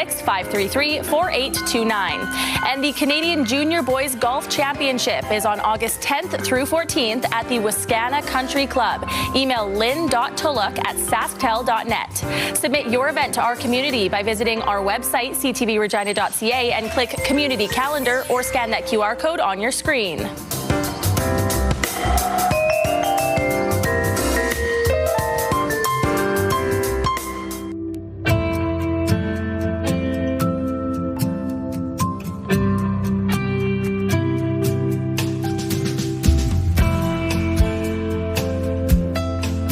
Studio consideration provided by Father's Furniture, specializing in quality Canadian-made furniture. The country's best ringette talent has officially taken over the Cooperator Centre for the Canada Games Challenge Cup. Let's check in with Janelle Lippi at the rink and see how things are going. Good morning. The excitement is continuing here down at the Cooperators Center, and I've got Ingrid with me, who is an athlete from right here in Regina. Ingrid, really exciting day today, opening day for the next few days even. How are you feeling? I'm feeling great. I'm very excited to get this started. Okay, so the energy in here is incredible. We just had some athletes coming in. What did practice look like for you? Last night, we practiced all of our plays, everything like that, just getting us ready for our competition. All right, so tons of hard work gets put into this as well. What is the chatter amongst all of you gals? How are you all feeling? We're all feeling great. We're all ready to go. It's really exciting. We get to play with the best players in our age division across the country, and it's fun. You get to play against them at nationals, but now we get to play against them all year, so I'm ready to go. All right, well, that's amazing news. What does it mean to you to be a part of something so big starting today? This is such a dream for so many girls, and it is for me as well. I know last few cycles you watch those girls, you look up to them, so it's great knowing that I get to be a role model to the next few generations of ringette. And that leads me actually perfectly into my next question. What are you hoping to see come from this? Do you have an ultimate end goal, and how do you want this to impact, those coming after you? This is such a step in my ringette journey. I'm starting this year on the NRL Heat. Go Heat.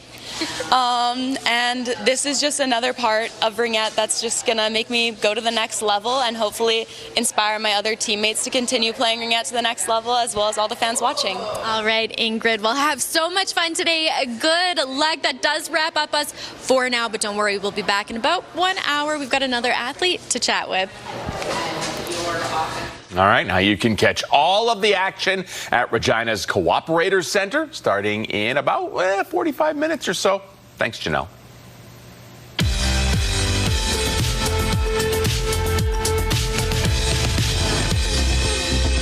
It's August 6th, and we have just one milestone to share with you. It's a big happy birthday going out to Eva. She's turning 5 years old today. Hugs, smiles, and lots of love from your Baba, Guido, and Auntie Ashley.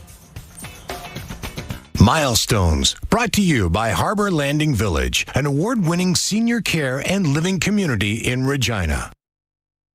If you have a milestone coming up, send us an email to yourmorningsaskatchewan@ctv.ca or simply scan that QR code on your screen. Please send those in at least one day in advance. What are we talking about on the radio today, Chase?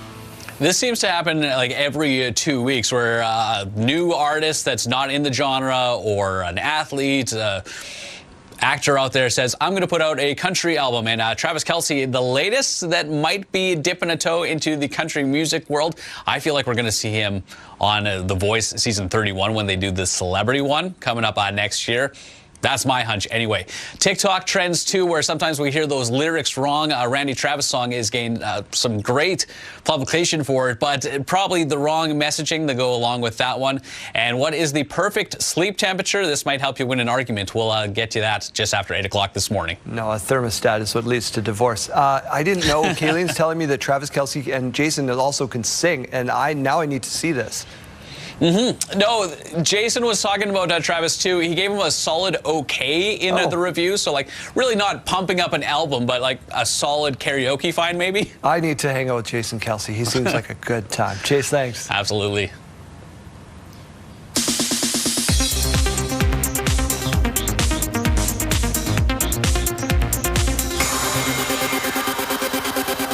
A Saskatoon summer tradition has returned to River Landing. As Carla Schinkeruk shows us, people who take part in the seasonal salsa aren't missing a beat. Here's Carla. Here on the banks of the South Saskatchewan River, the music plays and the dance floor fills up. For the past 17 years, a group of dedicated organizers has turned River Landing into an outdoor dance floor. Somebody told me, a guy named Aris, that the electricity was on down here. So I brought the speaker down here. We had a few people, and then we had a few more. What began as a simple idea to bring people together through music has grown into a thriving free nonprofit event. Local DJs donate the equipment, and some spectators even just come to watch. Most of the experienced dancers here are willing to spend a song or two helping a beginner get the basic steps. For Rana Mustafa, the event has become much more than a place to dance. After fleeing Syria and starting a new life in Saskatoon, she says she felt alone. Finding this community gave her a sense of belonging. I had so much trauma because of the war, and every time I come here, I say to Keith and the others that it's kind of a therapy session for me. I love it. For many, this has become a summer tradition every Monday and Wednesday night. Good vibes, good music, great DJs who volunteer a lot of their time to come out as a family event. People bring their kids. The group has a Facebook page, but it's word of mouth that has also helped the numbers grow. I've convinced some people to come down here, and they're trying to learn. And yeah, it just makes things fun and wonderful. And we get lots of people just watching us, people walking by. Dancing is the name of the game here, but organizers say it's really about building connections. So many people that have said that this is, such a joyous experience for them. We've had people stop by here from other cities, and they're, amazed. The good times here run May through October. If you just look around, there's just nothing but happy faces. Carla Schinkeruk, CTV News, Saskatoon.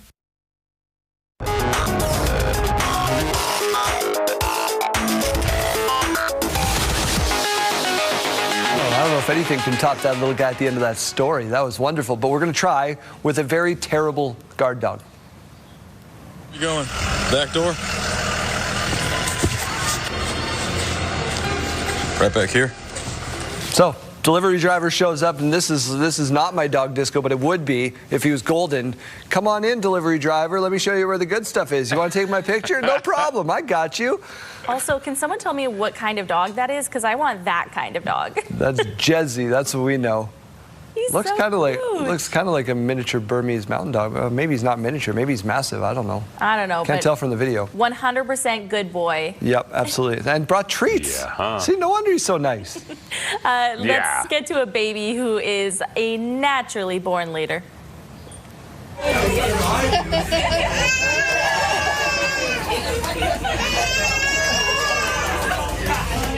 This is little Rayleigh. She sure knows how to work up a crowd. Whenever she claps and cheers, the whole bus follows along. Hope she can use those powers for good when she grows up. So far, so good. Yeah. Off to wheels on the bus, go. JD, we got just enough time for one more. All right, how about a tot with special powers?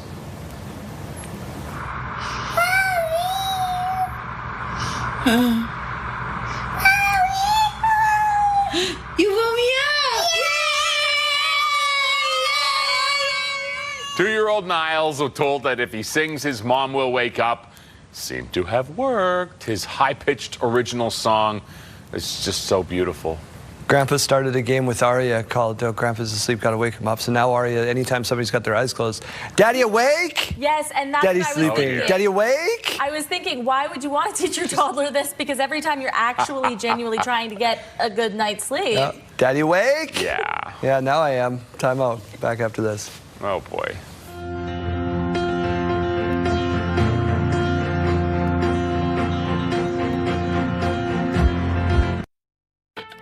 It's Thursday, August 6th, and the clock is ticking on new tariffs, but the Prime Minister says Canada is staying the course with an already firm tone on trade. Premier Scott Moe is here. We'll have him on set in about 15 minutes to talk trade and the passing of a Saskatchewan senator. Before the season, if you could just circle it up and we can anticipate that who's going to get hurt when, that'd be awesome, but that's just not how it goes. And the Riders finding ways to win despite a bite from the injury bug. Stay with us, Saskatchewan. Your morning starts right now.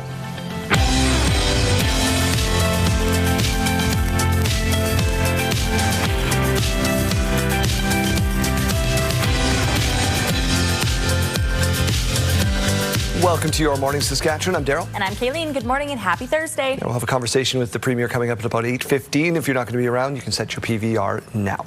Yeah, it's going to be some important points in that interview. You're not going to want to miss that. All right, let's get to news right away. So we got some health news right off the top. A Saskatoon man raising concerns after he says his father spent 5 days in a hospital hallway. Mark Shylock says his 88-year-old dad is in the early stages of Alzheimer's disease. Went to the hospital after sustaining an injury. Shylock says his father spent 5 days in care in the ER of the St. Paul's Hospital, but in the hallway because no beds were available.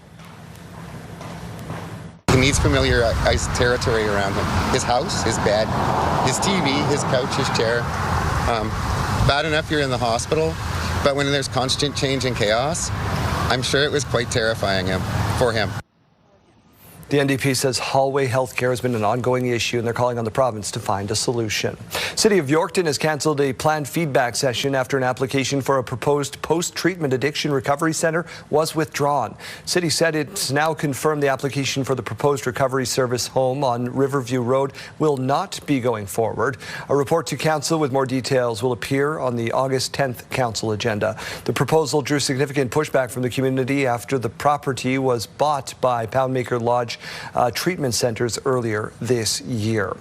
And there is some backlash over a decision to remove some benches in your community, Jeremy.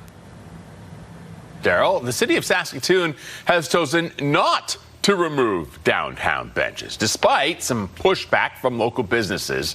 A city committee chose not to remove 25 benches in the downtown business improvement district identified as problematic because of graffiti, violence, and just filthiness.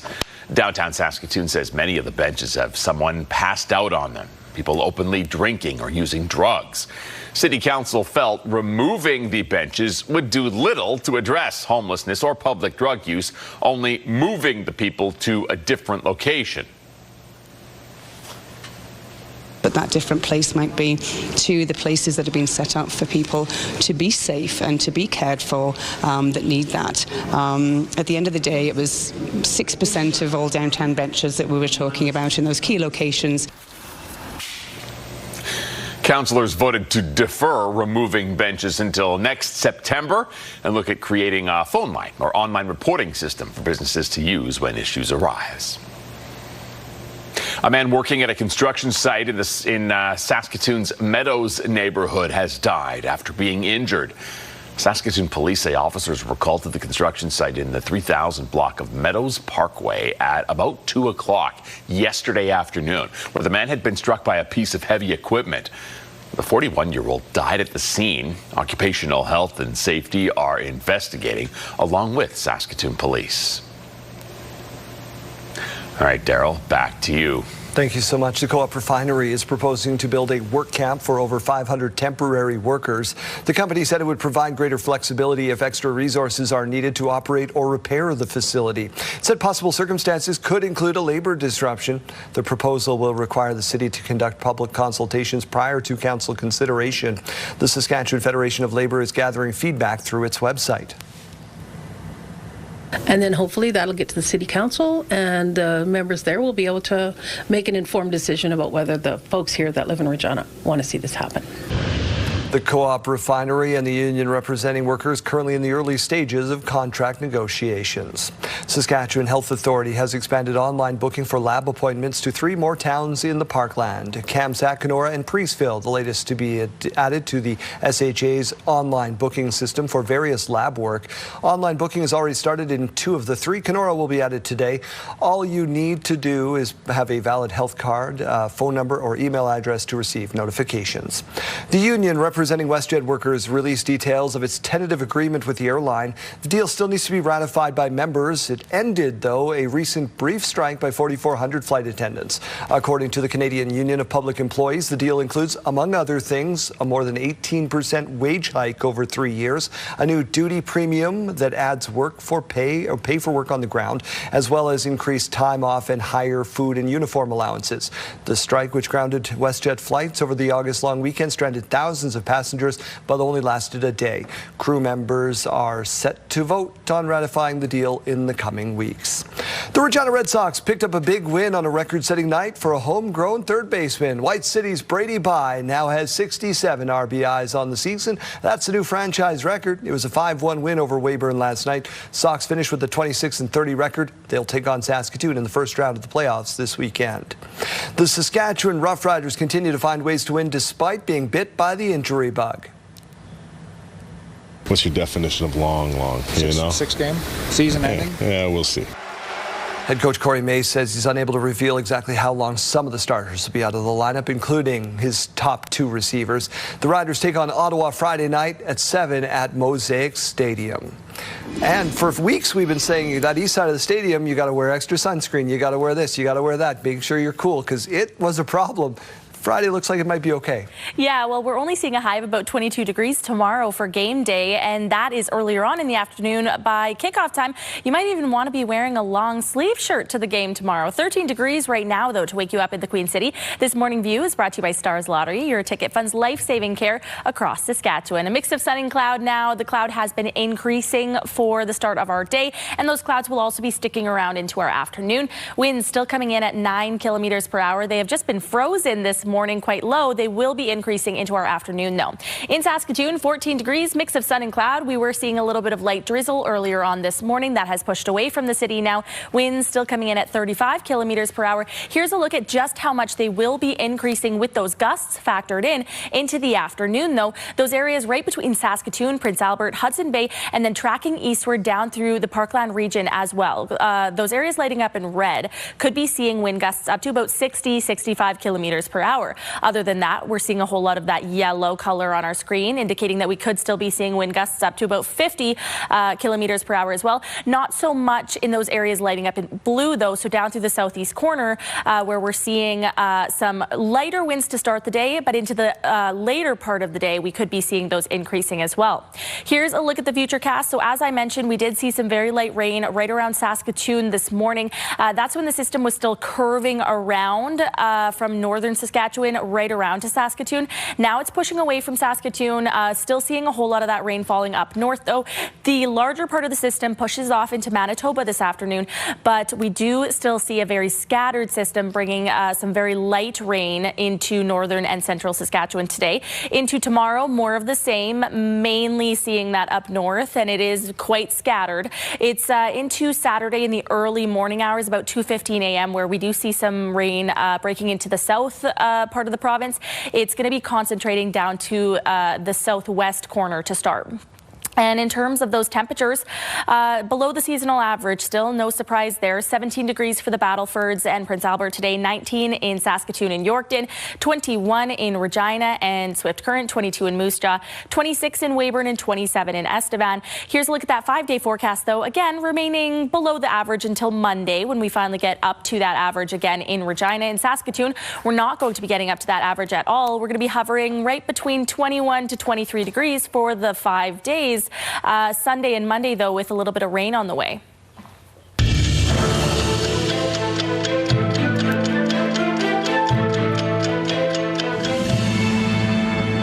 What happened on this day in history? August 6, 1984, Sylvie Bernier wins Canada's first ever gold medal in diving at the LA Olympic Games. August 6, 1945, the United States dropped an atomic bomb on Hiroshima. And August 6, 1926, Gertrude Ederle, age 19, of New York, became the first woman to swim the English Channel, breaking the men's record by nearly 2 hours.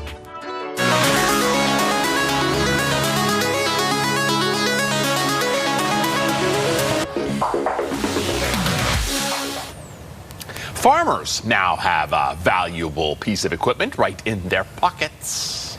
What you'd want to do is open the app up on your phone, take the picture.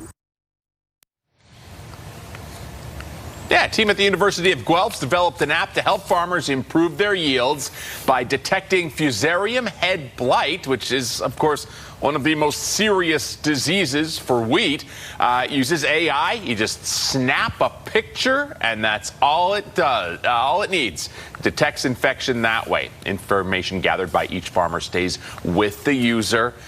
Developers are keeping the app free for at least the next year, so get on it right now. I like when we get reminders that AI can be used for good instead of evil. Yeah. I know there's some farmers out there that say, I don't need a computer to tell me how to run my field. I know. I know. I've been farming this land for 66 years. Yeah, no, that's true. That's true. Hard workers. Yeah. What time would you travel back to? What year would you? This is a producer Nathan special. Did it do okay? Yeah, we got a few more answers. We had Lori saying, I guess I would time travel back to the 70s when I was 5 years old, the good old days. Kim saying, I travel back to the 1950s when everyone drove cool cars. Plus, my grandparents were young, strong, and in their prime. Such a simple and happier time. Not one of these people said, I'm going back in time to get lottery numbers or sports scores like Jeremy and I? No. They're not thinking big enough. I'm going to put $1,000 on the Carolina Hurricanes to win the cup. This one just said late 60s, 1990s specifically, or early 70s. Great music. Regina had a vibrant downtown. I still think we have a fun downtown sometimes. Getting better? Yeah. All the time? Thank you so much to everybody who answered our question of the day. We'll have a fresh one for you tomorrow.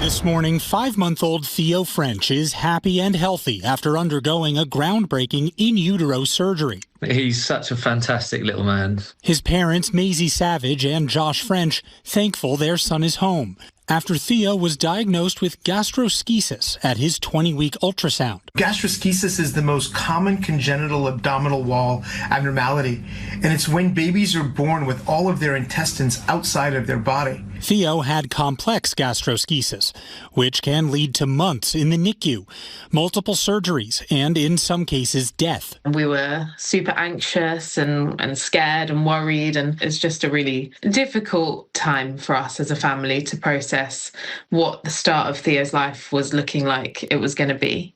Doctors telling Maisie and Josh about a first-of-its-kind clinical trial that could repair the gastroschisis before baby Theo was born. The London couple quickly traveling to Texas Children's Hospital for the surgery. Usually around 26 weeks, we open up the mother's abdomen and we see the uterus. Instead of making a big incision into the uterus to get to the baby, we use this tiny keyhole surgery. After the surgery, how's it going? Theo was able to grow and heal inside Maisie's uterus before being born at full term. He was delivered at term. By 2 days was on full feed, so taking full calories, and by day 3 was discharged from the hospital. Theo and his parents forever grateful for his new lease on life. He's doing all the things that a normal a healthy baby should be doing. He's shouting, he's screaming, he blows raspberries. It's just fantastic having him home. Will Reeve, ABC News, New York. Health Report, brought to you in part by SEIU West, Saskatchewan's first healthcare union. Let's say hello to our Mike Siona one last time this morning. He's exploring art under 100. Mike.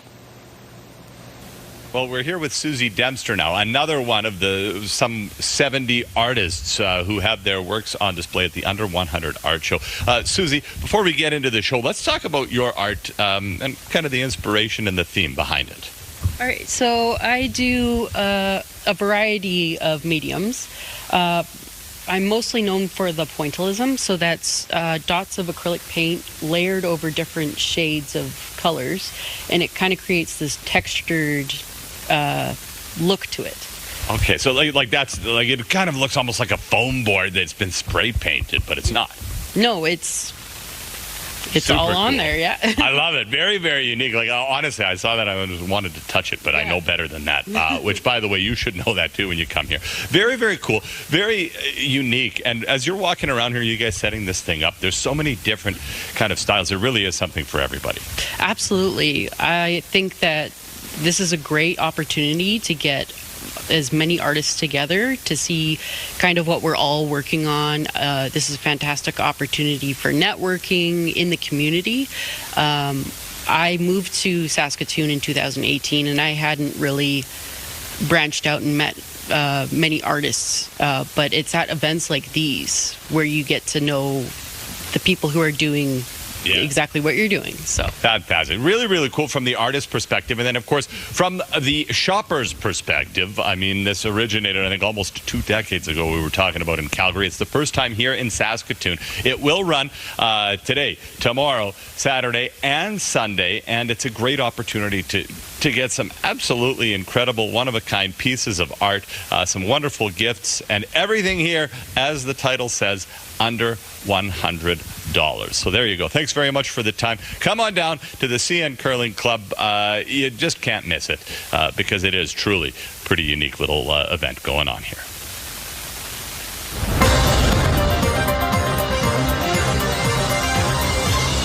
Once a month, we get a couple of minutes with the Premier. He's in studio with us this morning. Mr. Scott Moe, thank you so much for doing this. Well, thank you, Daryl. We got to start on a sad note. Senator Lewis recently passed away. You're going to be in town. You are in town, actually, today for the service. What did Senator Lewis mean to you and to Saskatchewan? Well, first, condolences to his family and friends. But what he meant to Saskatchewan, Canada, and the ag industry is really, irreplaceable. He was always a solution seeker in every room, always an advocate for agriculture at every table he was at, whether it was at the municipal tables, at the APAS tables, any of the ag groups that he served with, or whether his time in the Senate, of which I talked to him frequently about some of the international trade deals we were doing, some of the policy that the Senate could have a hand in, and tremendously effective, always looking for a solution in the best interest of agriculture, Saskatchewan, Canada, and he'll be missed dearly. He would have been advocating for reduced tariffs on August 19th, right? We're going to get hit with another round. It's crazy. Well, allegedly, he would have been right up until his passing, for sure. And he'll be greatly missed. He was a great person for the ag industry, and someone I just truly appreciated working with. So August 19th, Kuzma, the negotiations, they say, are ongoing. Mr. Carney says that the tone has been quite firm or stiff with the U.S. congregation, delegation. Where do we stand here in Saskatchewan? What opportunities still exist for us with all these economic pressures? Well, there are opportunities all around the world, and I think there is opportunities for a reviewed and renewed CUSMA agreement. And I would say that I'm slightly more positive on where we are today than maybe where we were even a few months ago. The inflationary challenges are hitting American families and businesses just like they are Canadian families and businesses. And we have a good negotiating team down. I was just in Washington, D.C. I met, debriefed, and informed from Saskatchewan's perspective the path forward as we see it, and I think there's a lot of agreement on hopefully getting to a place of a reviewed and renewed deal that is good not only for Americans but certainly good for Canadians and for the entirety of our continent. We know where you stood with the former Prime Minister. Describe for us your relationship with the current Prime Minister. Well, it's very positive. In fact, I talked to him before I went to Washington this past time, and we joined as part of the Canadian delegation for the late Senator Graham's funeral down there, because Senator Graham has been a good advocate on behalf of Saskatchewan, and he talks to the president every week, which is part of the reason why we often met with him. But our relationship with Prime Minister Carney has been positive. I don't agree with everything the Prime Minister says, does, or his policies. However, he has a very sharp focus and effort when it comes to increasing Canada's credibility in the international trade sphere. We've always been focused on that. We appreciate that. He works and listens with the provinces. We don't always agree. We don't always come to the same point of agreement, but at least we are heard, and that is more than we can say for the previous fellow, he who should not be named. He should not be named. Your party has long advocated for infrastructure projects. Now you're working on event centers in Prince Albert, North Battleford, and Saskatoon, if the feds can match some funding. How vital are these centers to these communities? Well, first, they're the priority of the communities. They applied to a federal grant that has no provincial requirement to participate. However, traditionally, we've had infrastructure grants in place that have been roughly a third federal, third provincial, third municipal. And so what we've done in an unprecedented way, and what we've done in the past, whether it be the football stadium here in Regina, or Melville, or Assiniboia, or Moose Jaw, is we have participated when the municipalities put forward that project as a priority. Some are water and sewer, some are event centers like this. 3 communities did. There's no cost sharing, tri-level government cost sharing program in place right now. What we wanted to do, because the communities had asked and had put these projects forward as their priority, is to do our part, make them real. Should the federal government come through with their funding. So priority of the municipality. If the federal government comes through with their funding, the province is going to come in and make these projects real. Top story we've been running this morning is about hallway medicine. There's a person in Saskatoon who said his dad spent 5 days in St. Paul's hallway before being able to get to a bed because none were available. What kind of changes can we do to address these problems, or are solutions already in progress? We just had these discussions around healthcare and the challenge that we're facing across Canada when it comes to increasing our healthcare professionals, the number of healthcare professionals that we have, not just in Saskatchewan, but across the nation. And I would look and point to our Patients First healthcare plan that has a very ambitious health human resource aspect to it, and we are making headway, but there's more work to do for sure, and we are very much committed to doing that. That's largely why we have some financial pressures here provincially, and what you see across the nation, and much greater financial pressures at the provincial level, is because those investments in healthcare are being made today. So you get a couple of days. We're in, what is it, August? What is it August. Today? The 6th? Today, summer's almost over. Have you had any time off? I got 48 hours. We got away fishing with a couple of childhood friends up north. We actually got up to Mississippi, and it was just beautiful. What are you catching? Walleye and pike. Mine weren't quite as big as the other guys, but it was a beautiful couple days on the lake. Must not have been. I didn't see any photos posted on social media. Right pics, or it didn't happen, right? Well, if it's not on social media, then it's not real, and I'm fine with this. Was real to me. Real to you. You guys are also fanning out across the province. So you met with some cool people over the last little while? Oh, the last bit, I have the greatest job on earth. I get to go in. Because sometimes it seems like a pretty onerous task, right? There's slings and arrows all the time. There's tough days, but there are great days as well. And here's an example of a number of them. You go into a community on their best day when they're opening a new project that the community has worked so hard on. I get to go in and maybe say a few words and congratulate and thank the community for their effort. But the community most certainly has their best foot forward and is on full display that particular day, and very proud of the project that they have done and that they have accomplished it. I get to show up on that day. This is, without a doubt, the best job on earth in the best province on earth. We'll talk to you again in September when we're talking back to school and back to the classrooms. Take care, Daryl.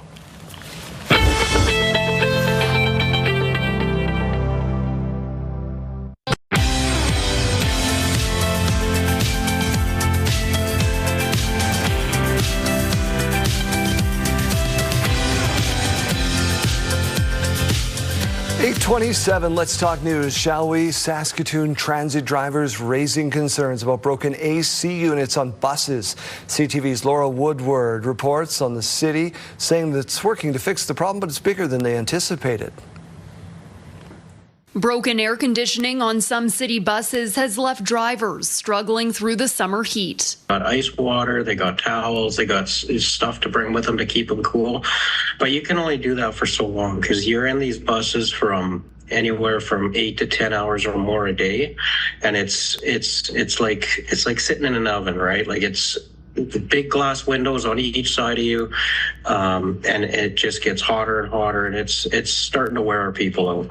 The city says complaints about broken air conditioning from staff and riders prompted a review. We conducted a bit of a review to see things, and the situation was bigger than we had originally anticipated. The city says air conditioning isn't working properly on about half of its bus fleet. Quote, some air conditioning units require repair, while others may not cool as effectively during periods of extreme heat. The city says its mechanics are prioritizing air conditioning repairs, while outside vendors are being brought in to provide more help. Buses are also being swapped out during shifts to get as many air-conditioned ones on the road as possible. But Peterson says these are just quick fixes. He wants a long-term maintenance plan in place before the next stretch of heat. Our intent right now is to do things that we can do to make it as comfortable as possible, provide relief where needed for our staff, and change buses out where applicable. Laura Woodward, CTV News, Saskatoon.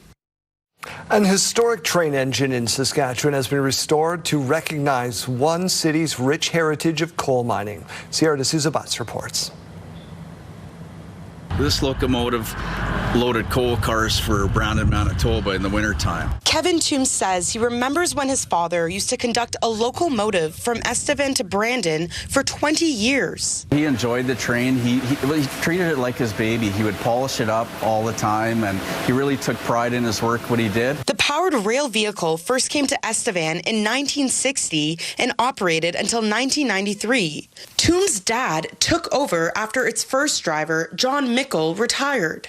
For generations, Toombs' family has been working in the coal mining industry, saying the train engine brings great sentiment. It means a lot, got me started in mining. He was always proud that I got hired as a coal miner. He always said I wouldn't be rich being a coal miner, but make an honest living, and that was good enough for me. In recognition of the city's coal mining heritage, a locomotive has undergone a $50,000 restoration, being sandblasted and repainted, expanding the train's lifespan for another 20 years. We did a lot of fundraising like during this season here, like in the summer, but all year too. We did a couple in the winter as well. We had a lot of community support through donations and some sponsorships. The project is part of the museum's Heritage Mining display, educating locals and visitors on how many families rely on the industry. That's our main industry, coal mining and power, oil. So we want that to look nice for future generations for sure. And a lot of the families maybe have a connection to this train, so we want it to be, look nice for them. The museum is already working on its next attraction that will showcase the rich mining history in Estevan and area. Sierra D'Souza Butts, CTV News, Estevan. Outdoor decorations are taking on a new life thanks to a trend that's equal parts quirky and community. Eric Madarash reports.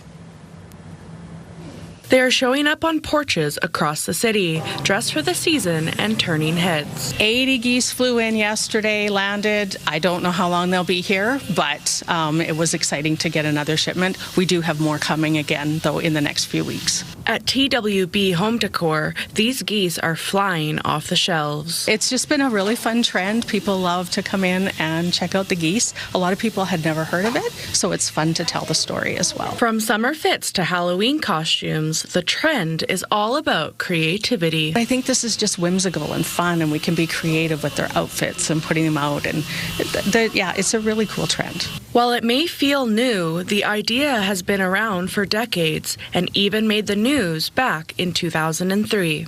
Val Stachician first spotted the ornamental geese while on a trip to eastern Canada. Every second home seemed to have one. Wayne started it, how many years? 20-some years ago, and now it's caught on. More than 20 years later, the trend is still spreading. People walking by will always comment about the geese, what outfit they're wearing. And now that the neighbor has one on her step, it's become quite the conversation of people walking by. Neighbors say it's a simple way to connect. We've all kind of got into the groove, and it's kind of fun to watch the new clothes that everybody puts on their goose. For some, it's even sparked a little bit of an obsession. My daughter's a bit obsessed with it. She did some research about the origins of the porch goose, thought it was adorable. And in a connected community, it has become something more. I think it's just a cute little fun thing that we have with our neighbors, and we're a really close-knit community out here, so it's just a fun little extra that we do in our neighborhood. A small trend that's making a big impression. It's got some positive impact on people, and they enjoy it, and that brings me happiness. Whether they're dressed for the season or just spreading smiles, these porch geese are proving a little whimsy can go a long way. Erica Madarash, CTV News, Regina.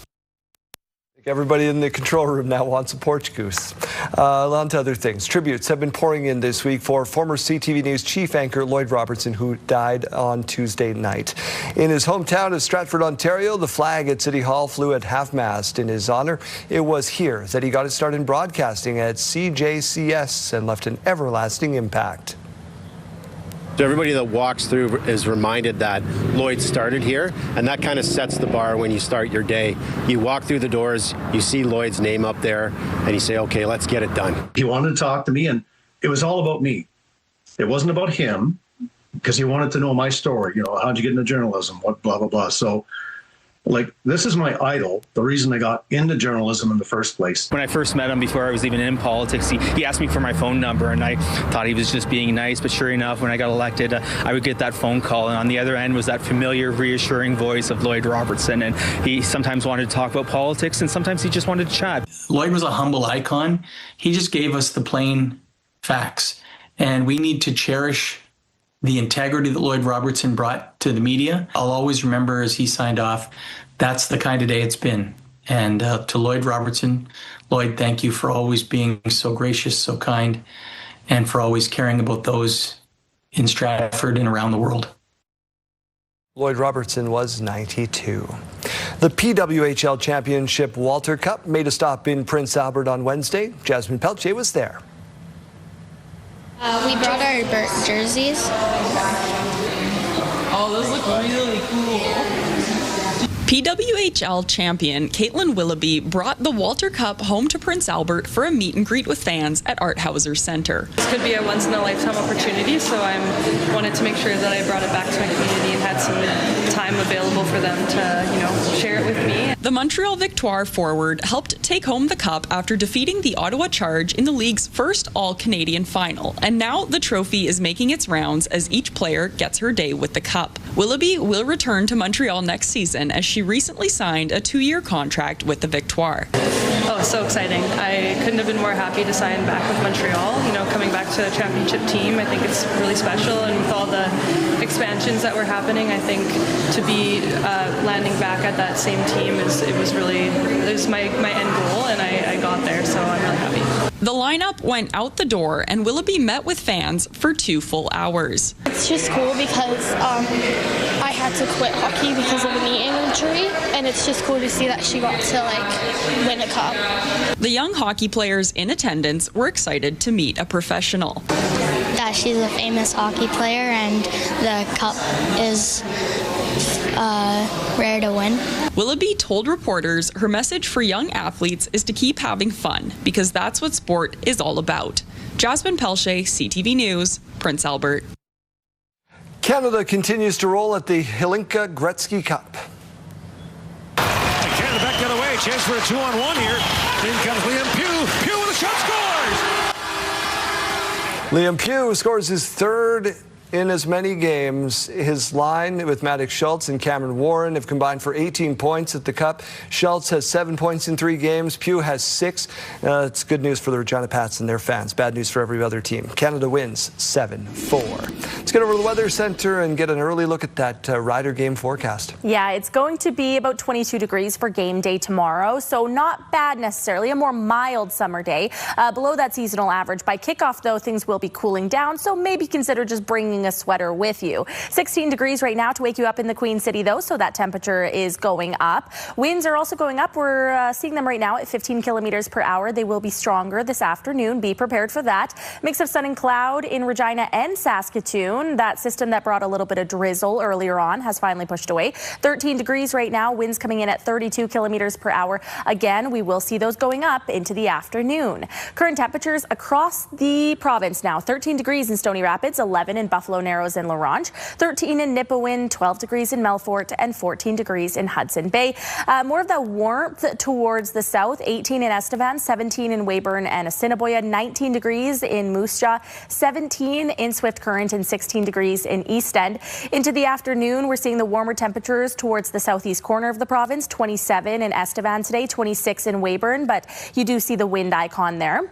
19 degrees in Yorkton, a chance of some very light drizzle today, 19 in Saskatoon, 17 in Prince Albert and the Battlefords, and 21 now expected for Regina, Moose Jaw, and Swift Current. The almanac showing what we've been saying with that those temperatures being below that average. 26.5 is the average in Regina and 25.6 is the average in Saskatoon. Last year, both cities were right around that average, within a degree, 27.0 on August 6th in 2025 and 25.1 in Saskatoon on that day. The record-setting years for Regina was 1949, and in Saskatoon it was 1998. So nowhere close to those records, not in what anybody would describe as any sort of warm days. 22 degrees for Friday, 23 for Saturday, 22 on Sunday, but that's the day that we are seeing quite a bit of precipitation in central and southern Saskatchewan. 25 on Monday, Tuesday 23 degrees, mainly seeing that down south though, 23 degrees by Wednesday.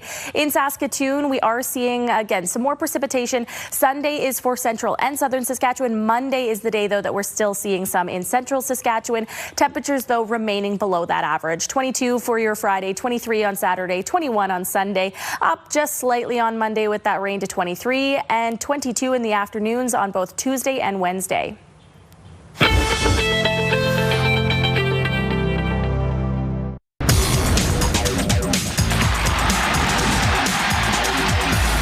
Edition of X's and O's with Wes Cates. The Riders coming off a pretty big victory in Edmonton against the Elks. They now get set for a rematch against the Red Blacks, who they've beaten Ottawa earlier this year. But man, a lot of players on the injury list, especially when it comes to receiving core. Keen Schaefer-Baker likely going to be out long term. Samuel Emelis still don't know. He missed last week's game. Yeah. What is your concern level with the receiving core, especially considering a lot of them are the Canadians that you need?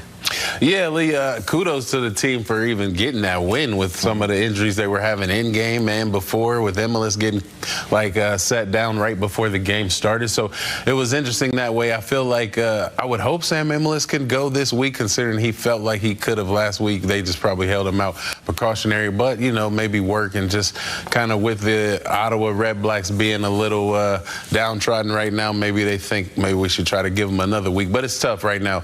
I mean, AJ's out. Quali Conley had a big game, had some big plays anyway, if you don't want to say it was a big game. So I think people are excited to see more of him. And then, you know, some young guys stepped up. Dale Duncan Busby starting not to be a young guy, but he, you know, had his impact on the game. Deshaun Mims got in, had a big catch. Daniel Weaves is still waiting in the wings, a fan favorite. So I think we should be able to rally the troops and get enough guys out there that are capable to obviously get by this Red Blacks team, who seems to be, they can't find a way to win right now. As a former running back that like to run over people and also make nice cuts and good pass people, what'd you think of the hurdle? Yeah, that was impressive. I'm not gonna lie. Quali Conley, that might be the play of the game. I heard like it's going around social media, and that's the type of stuff that it's trends and maybe gets him a little more looks, right? I heard John Gruden like reposted it and everything, and it was very athletic. I mean, he got spun around by a player grabbing him, but then realized he was getting a low defender, so he just kind of lifted the legs, hurdled over him, and kept his balance. Got a few more yards, then got tackled later. So it was impressive. Showed his athletic prowess, showed why the Riders have him on the roster, and then he was spinning and jumping the rest of the game. I kind of wanted him to calm down a bit on that. Yeah. But, yeah, I think we have a great athlete in Quali Conley. Defensively, they did a good job of kind of holding Cody Fajardo down and Rankin as well. But how are you liking this pass rush now with Roberson joining the list of defensive ends along with Evans and Vauders? You think this is a good group now they got? For sure. Vauders has really impressed me, and I think Roberson, he like looks the part. He's like a big, thick guy, you know, 6'3". He's so stocky, he doesn't even look like he's that tall. But just coming in here and off of like less than 10 days of being around the team, to have an impact, to get a sack, to really, it looked like every time I watched him on film, it looked like he wasn't staying blocked for long. So he's definitely an athlete that comes with some NFL experience, and he's, you know, obviously knows how to train and work out, and he looked like a menace out there. So I think up front they're solid. Secondary wise, Rolling Milligan Jr. is, we don't know what his status is. They've been bouncing some guys around. Tevon Campbell also might be out. So maybe we see more of Bell and some of these young guys. And, you know, sometimes guys just need a little bit to be forced into that situation to really have to step up and make plays. So I'm excited for those young guys in that sense. And, you know, next man up, as they say. It's not like they can delay the game, so they've got to figure out how this roster comes together. But I think the Riders should be okay this week. Well, they got to make sure the Riders don't fall for this trap game. They beat Ottawa and keep things rolling. We'll see what they do, and we'll get you ready for another game next week on another edition of X's and O's. X's and O's, brought to you by Campion College at the University of Regina.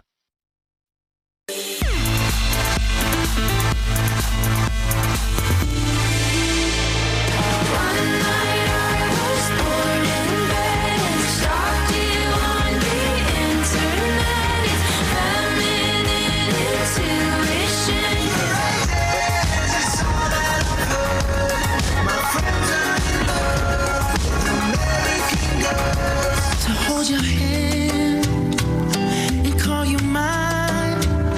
I'm trying to be your man till the end of time.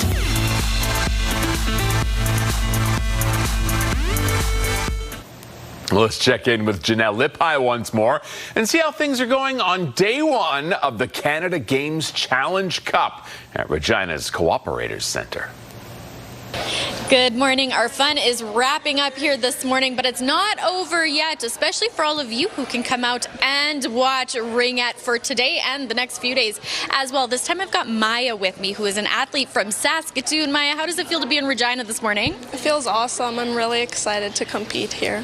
What did these past few days, weeks, and even months look like for you practice-wise? They've been really competitive and fast-paced. Everyone's been doing their best to prepare for this week and get ready to compete against the best teams. All right, so really, really exciting stuff. What does it feel like to be able to put in all of that work for something so big and to be a part of something so big just like this? I think it's such an honor to represent Saskatchewan here, and having it being in our hometown is not an advantage, but it's just really exciting to be here. And you had mentioned a little bit about that competition. What sort of, practice and skills did you put into kind of overcoming that for such a big event? Lots of gameplay, and we're really mixing two associations, so kind of just trying to get to know each other and see how we play compared to the other association. All right, so for those who are watching who are thinking, gosh, I would really love to get into Ringette, I'm a little bit nervous, what piece of advice would you give to them? Try something new. I don't know. It's lots of fun. You'll love it probably. So. All right. Well, great advice, especially for someone like me who maybe isn't the best at sports. I admire all that you guys do. Thank you so much for this, Maya. Thank you. All right. Well, today is opening day right here at the Cooperators Centre. Tons of excitement. You can come watch all of the hard work that these ladies have put into it.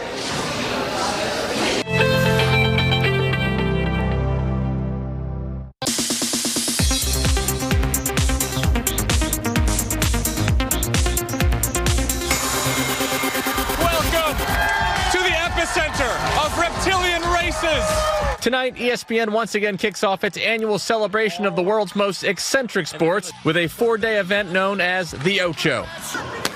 Estela Nunez, the fellow Brazil. Oh, that's a Competitions range anywhere from pillow fights And T-Rex is away. to an annual event known as the T-Rex World Championship Races. You can hear why you won. For the second year in a row, I flew out to Seattle to serve as the on-air host for the broadcast. Uh-oh! Who's here? While grabbing behind-the-scenes footage of the roughly 300 competitors who traveled to Emerald Downs Racetrack last month. It's my dream to be here racing, and oh my God, look at me now! I'm here! Folks traveled from all over the country to sprint in an inflatable T-Rex costume and try to win a giant trophy. Are you going to win? No, I'm going to finish. And that is winning. Including 79-year-old Lance here. He ate me. Why'd you let him eat me? And 4-year-old Weston, who liked watching me get eaten a lot more than the dog behind us. Oh, and the leader fell. Of course, it can be a little dangerous to run with a bunch of carnivores, which is why it helps to bring support. For example, Andy here saw her entire family show up sporting Andy T-Rex t-shirts. Why'd you get everybody organized to do this? Because we love Andy and we wanted to support her. We thought this was awesome. But if you're still wondering, why do people go through so much effort to come rumble and stumble as reptiles? Well, I think 13-year-old Lucas here put it quite eloquently. It's a great opportunity, and my mom forced me to do this, so. That's a great reason to do anything. The T-Rex World Championship races air tonight at 8 p.m. on our sister station, ESPN2. And by the way, this is the 10-year anniversary of the Ocho. In New York, for ABC News, I'm Danny New.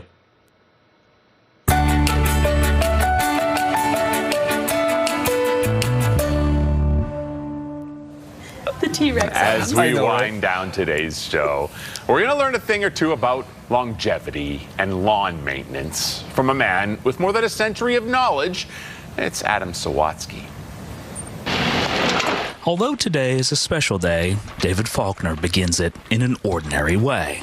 I get up about 6 o'clock and I make porridge. The same breakfast the 101-year-old has been eating since he could still show his age on one hand. We didn't even have a telephone. Well, Dave remembers communicating through postcards and traveling on horses. He'll never forget enduring the Great Depression. You couldn't afford to buy a new thing. So Dave was taught how to maintain everything. You gotta have old stuff to fix it. And now, instead of using a walker for stability, I carry tools. Pushes a cart so he's prepared for any possibility. I never know what I run into all day. Dave's especially grateful to be good with his hands, since things have gone so bad with his eyes. I got a spot in the middle of my vision. It blacks out. While his limited peripheral vision is foggy, I feel. Dave's passion for mowing couldn't be more clear. Oh, I like it. It's exciting. From 1 to 10, Dave, how excited are you? Oh, maybe 8. Lawn Mowing Day achieves a strong score because Dave's work ethic is even stronger. Make every day count. That's what I think. But if you ask Dave what he's learned at the end of the day really counts, and I married a lovely lady. He'll tell you about the 75 years he spent with his beloved Elsa. She looked after me. I tried to look after her too. He'll tell you how proud he is of his kids, including Jan, who's visiting today. Something will happen and you get a little laugh or a smile. And while Dave suggests you always put family first and never think twice about doing the right thing, just try to be honest about everything. He's too humble to talk about the volunteering he's done for decades. While Dave doesn't know the secret to his longevity, he has no doubt about the meaning of life. Try to be happy. And the best way to do that? And try to make other people happy. And that is how you make every day, no matter your age, feel like 10 out of 10. Adam Sawatsky, CTV News, Langley. 101, still getting after it. Yeah. That's wonderful stuff. By the way, if you want to watch some of those ridiculous things Danny New was talking about, like the T-Rex races, there's Norwegian death diving, all those Ocho sports, I think they put it on TSN Plus this year, so you're going to have to go on to get your subscription. There's our shameless plug. Shameless company plug.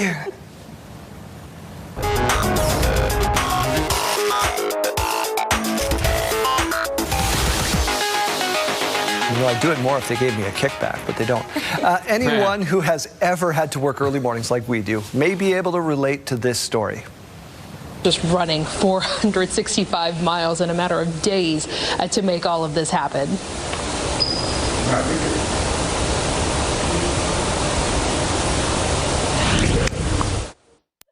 Great story. So funny. Great story. Love what's happening in the field there.